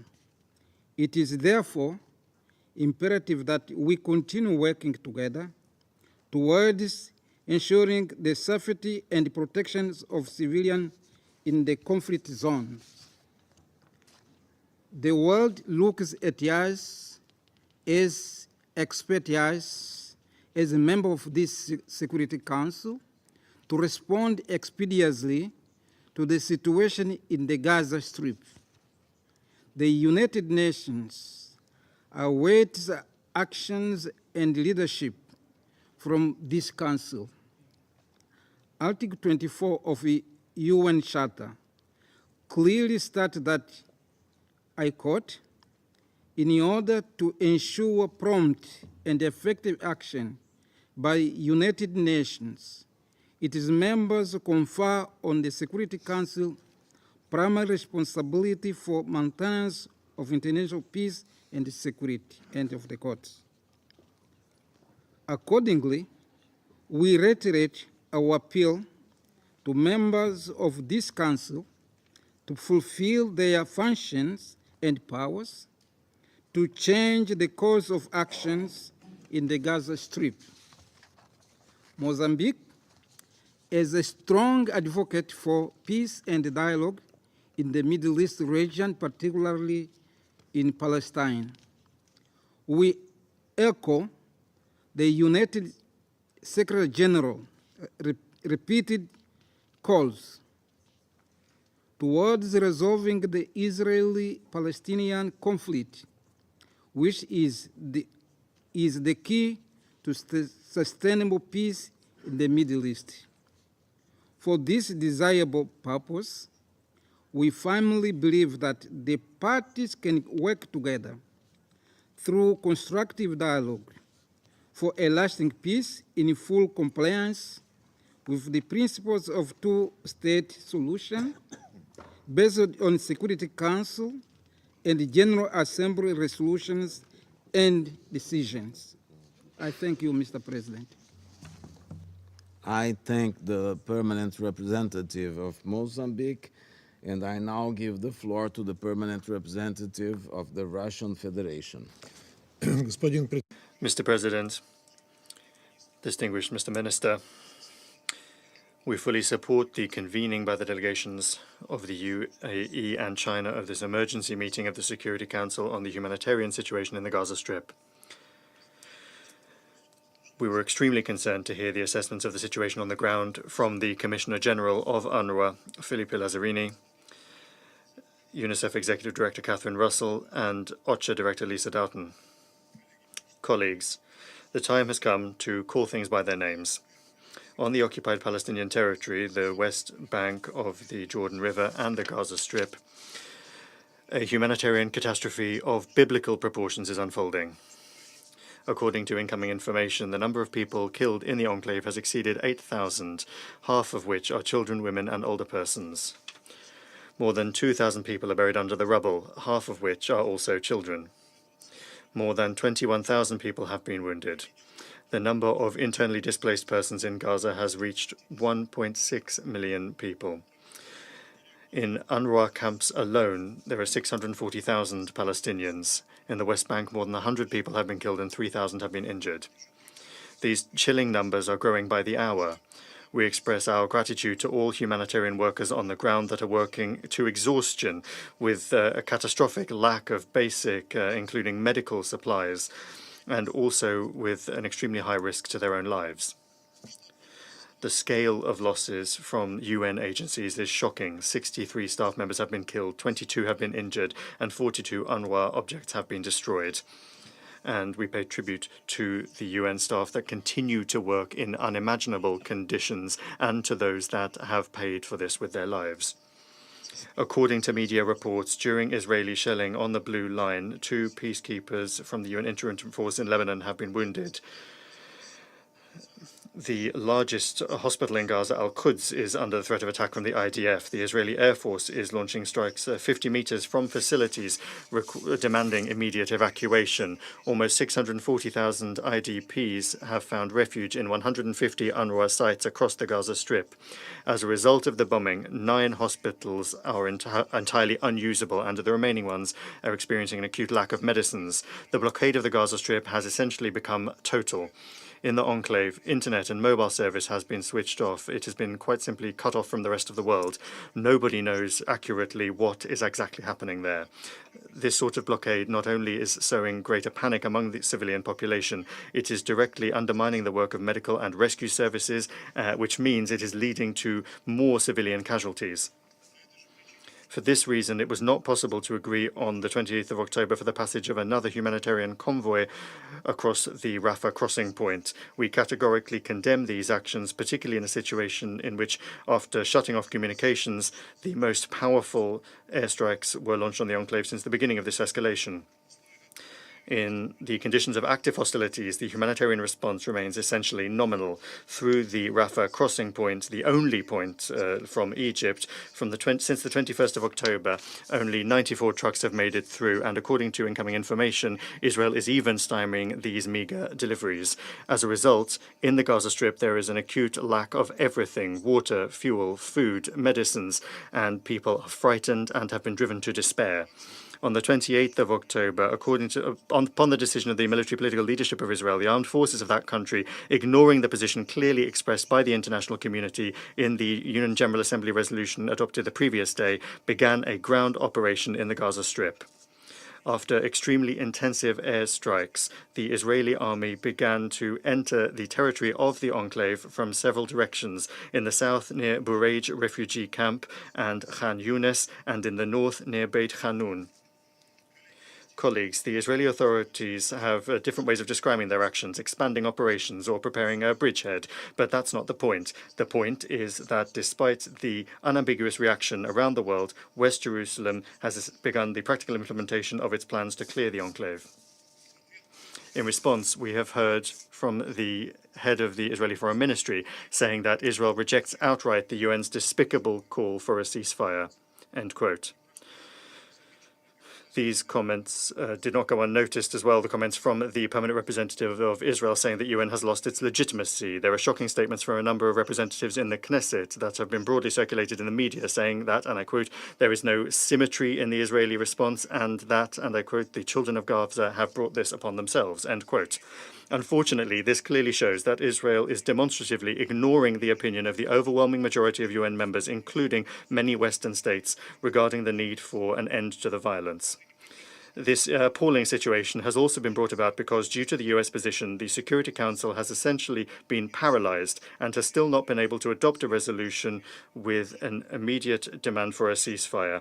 We have twice made attempts to do so, but Washington and Western Jerusalem have entirely other plans to wipe out the population of Gaza or to force them out of the Gaza Strip and to force the remaining Palestinian population to assimilate into Israel so as to resolve the Palestinian problem that way. In the context of the unprecedented scale of the escalation of the Palestinian-Israeli conflict, we also have to note the current rise in tensions on the Syrian-Israeli border, which is linked to the active external interference coupled with the illegal military presence of the USA in the north and northeast of the Syrian Arab Republic. On the 26th of October, US forces, upon the instructions of President Joe Biden, launched strikes on two objects in the Abu Kamal area in the east of Syria. Washington said that the attack was undertaken in exercise of their so-called right to self-defense, American style. And this is thousands of kilometers from US territory. These illegitimate and in no way justified actions by Washington are nothing other than a gross violation of Syria's sovereignty and the norms of international law. In the present circumstances, such an illegitimate use of force could have extremely dangerous consequences because it could provoke an armed escalation encompassing the entire region. Colleagues, the time for half measures and half-hearted glib appeals is past. No humanitarian pauses will help. Humanitarian assistance cannot be provided in the height of hostilities on the ground. I hope that everyone here understands that. The number of victims among the humanitarian workers is running into the dozens. Ambulances have been bombed, and those that are left are unable to operate due to a lack of fuel. All noble humanitarian passages are, of course, important, but in and of themselves, they are not going to stop the war. The priority of the global community now is to stop the bloodshed, to minimize the harm to the civilian population, and to move the situation into the political diplomatic sphere. There must be a consolidation of collective efforts aimed at relaunching a fully fledged negotiating process between Israelis and Palestinians with the aim of realizing the UN-endorsed two-state solution. Upon the basis of that, an independent Palestinian state should be created in the 1967 borders with East Jerusalem as its capital, coexisting in peace and security with Israel. Mr. President, I would like to ask the permanent representative of the USA a question. Can you explain why you oppose a ceasefire? Does this mean that the USA, as a permanent member of the Security Council, supports the doctrine of a massive retaliation in Gaza? Where is your compassion for civilians that you so eloquently express at every Security Council meeting on Ukraine? And that's even though the lives of civilians in Ukraine are far from facing the same level of threat as Palestinians in Gaza. Or is it that you only think about those who are in the European continent and that Palestinian lives don't stir any emotions in Washington? And I would like to put the same question to the other Western delegations in the Council, who shamefully abstained on all of our draft resolutions calling for a ceasefire. Colleagues, your double standards are more than evident. The populations of your own countries are now calling for an answer to that, where there are mass demonstrations in support of Palestine. In this situation, the Russian Federation is making intensive efforts to de-escalate the situation on the ground, aimed at rapidly resolving the crisis. We have sent a clear signal to all of the parties involved. There must immediately be an end to the fighting and the ensuring of humanitarian corridors for the emergency provision of assistance to all those who need it. And President Putin has been extremely clear. We categorically will not accept and condemn any terrorist acts. We express condolences to all those who have lost their loved ones in Israel and in Palestine and in other countries. But while condemning terrorism, and the taking of hostages and demanding their unconditional release. We categorically cannot agree that the threat of terrorism can be responded to while violating the norms of international humanitarian law, including the indiscriminate use of force on objects of civilian infrastructure where civilians are known to be located, and alongside addressing the urgent tasks to end the current escalation of violence, we must immediately begin to agree on a strategy for collective actions for a political settlement to the conflict. In the past, this was done by the quartet of international mediators. However, the USA has done everything to undermine this effective instrument. On the agenda is establishing a collective mediating mechanism with an active role for states in the region. This is supported by the positive trends that before the previous escalation, the current escalation in Gaza, were evident in the Middle East. The Saudi-Iranian normalization, the reintegration of Syria into the League of Arab States, and the steady improvement in interstate relations between Syria and Turkey. All of this proves, all of this proves that the countries in the region are, when they take the situation in hand, and are not subjected to pressure from outside the region, they can achieve a great deal to stabilize the Middle East. Given the growing escalation in the Palestinian enclave and the unthinkably vast consequences for the civilian population, which is cut off from outside supplies, we believe it is important to hold regular open briefings such as the one today. The humanitarian situation in the Gaza Strip, without any discrimination, must remain within the focus of our constant attention as takes place in the context of other crises. Mr. President, some colleagues trying to shift the focus from the tragic events surrounding the Palestinian-Israeli conflict touched upon the 29th of October incident in Makhachkala airport in Dagestan in Russia. Exhaustive comments on this have already been provided by the Russian leadership and representatives of the regional authorities and the Muslim leadership. Assessing the actions will be provided by the Investigative Committee of Russia, which has launched criminal cases into this disorder. Dozens of people participating in this disorder have already been arrested and questioned. It's clear that any illegal actions are unacceptable. However, attempts to paint an unsanctioned action in the airport as an outbreak of anti-Semitic feeling in Russian society, particularly in the North Caucasus, is unacceptable. This region has long been an example of the peaceful and friendly coexistence of those from many different peoples. In Russian society, unlike Western societies, the principles of tolerance and religious and racial grounds are well-rooted. In our society, there is the coexistence of the representatives of all of the main faiths: Christianity, Islam, Judaism, and Buddhism. As is confirmed by data from the Russian security services, the events in Makhachkala are clearly show signs of external interference, including information interference through social networks. And the traces of that, you will be not surprised at all, come from Ukraine. Some wish to abuse the situation and play on the feelings of Muslims in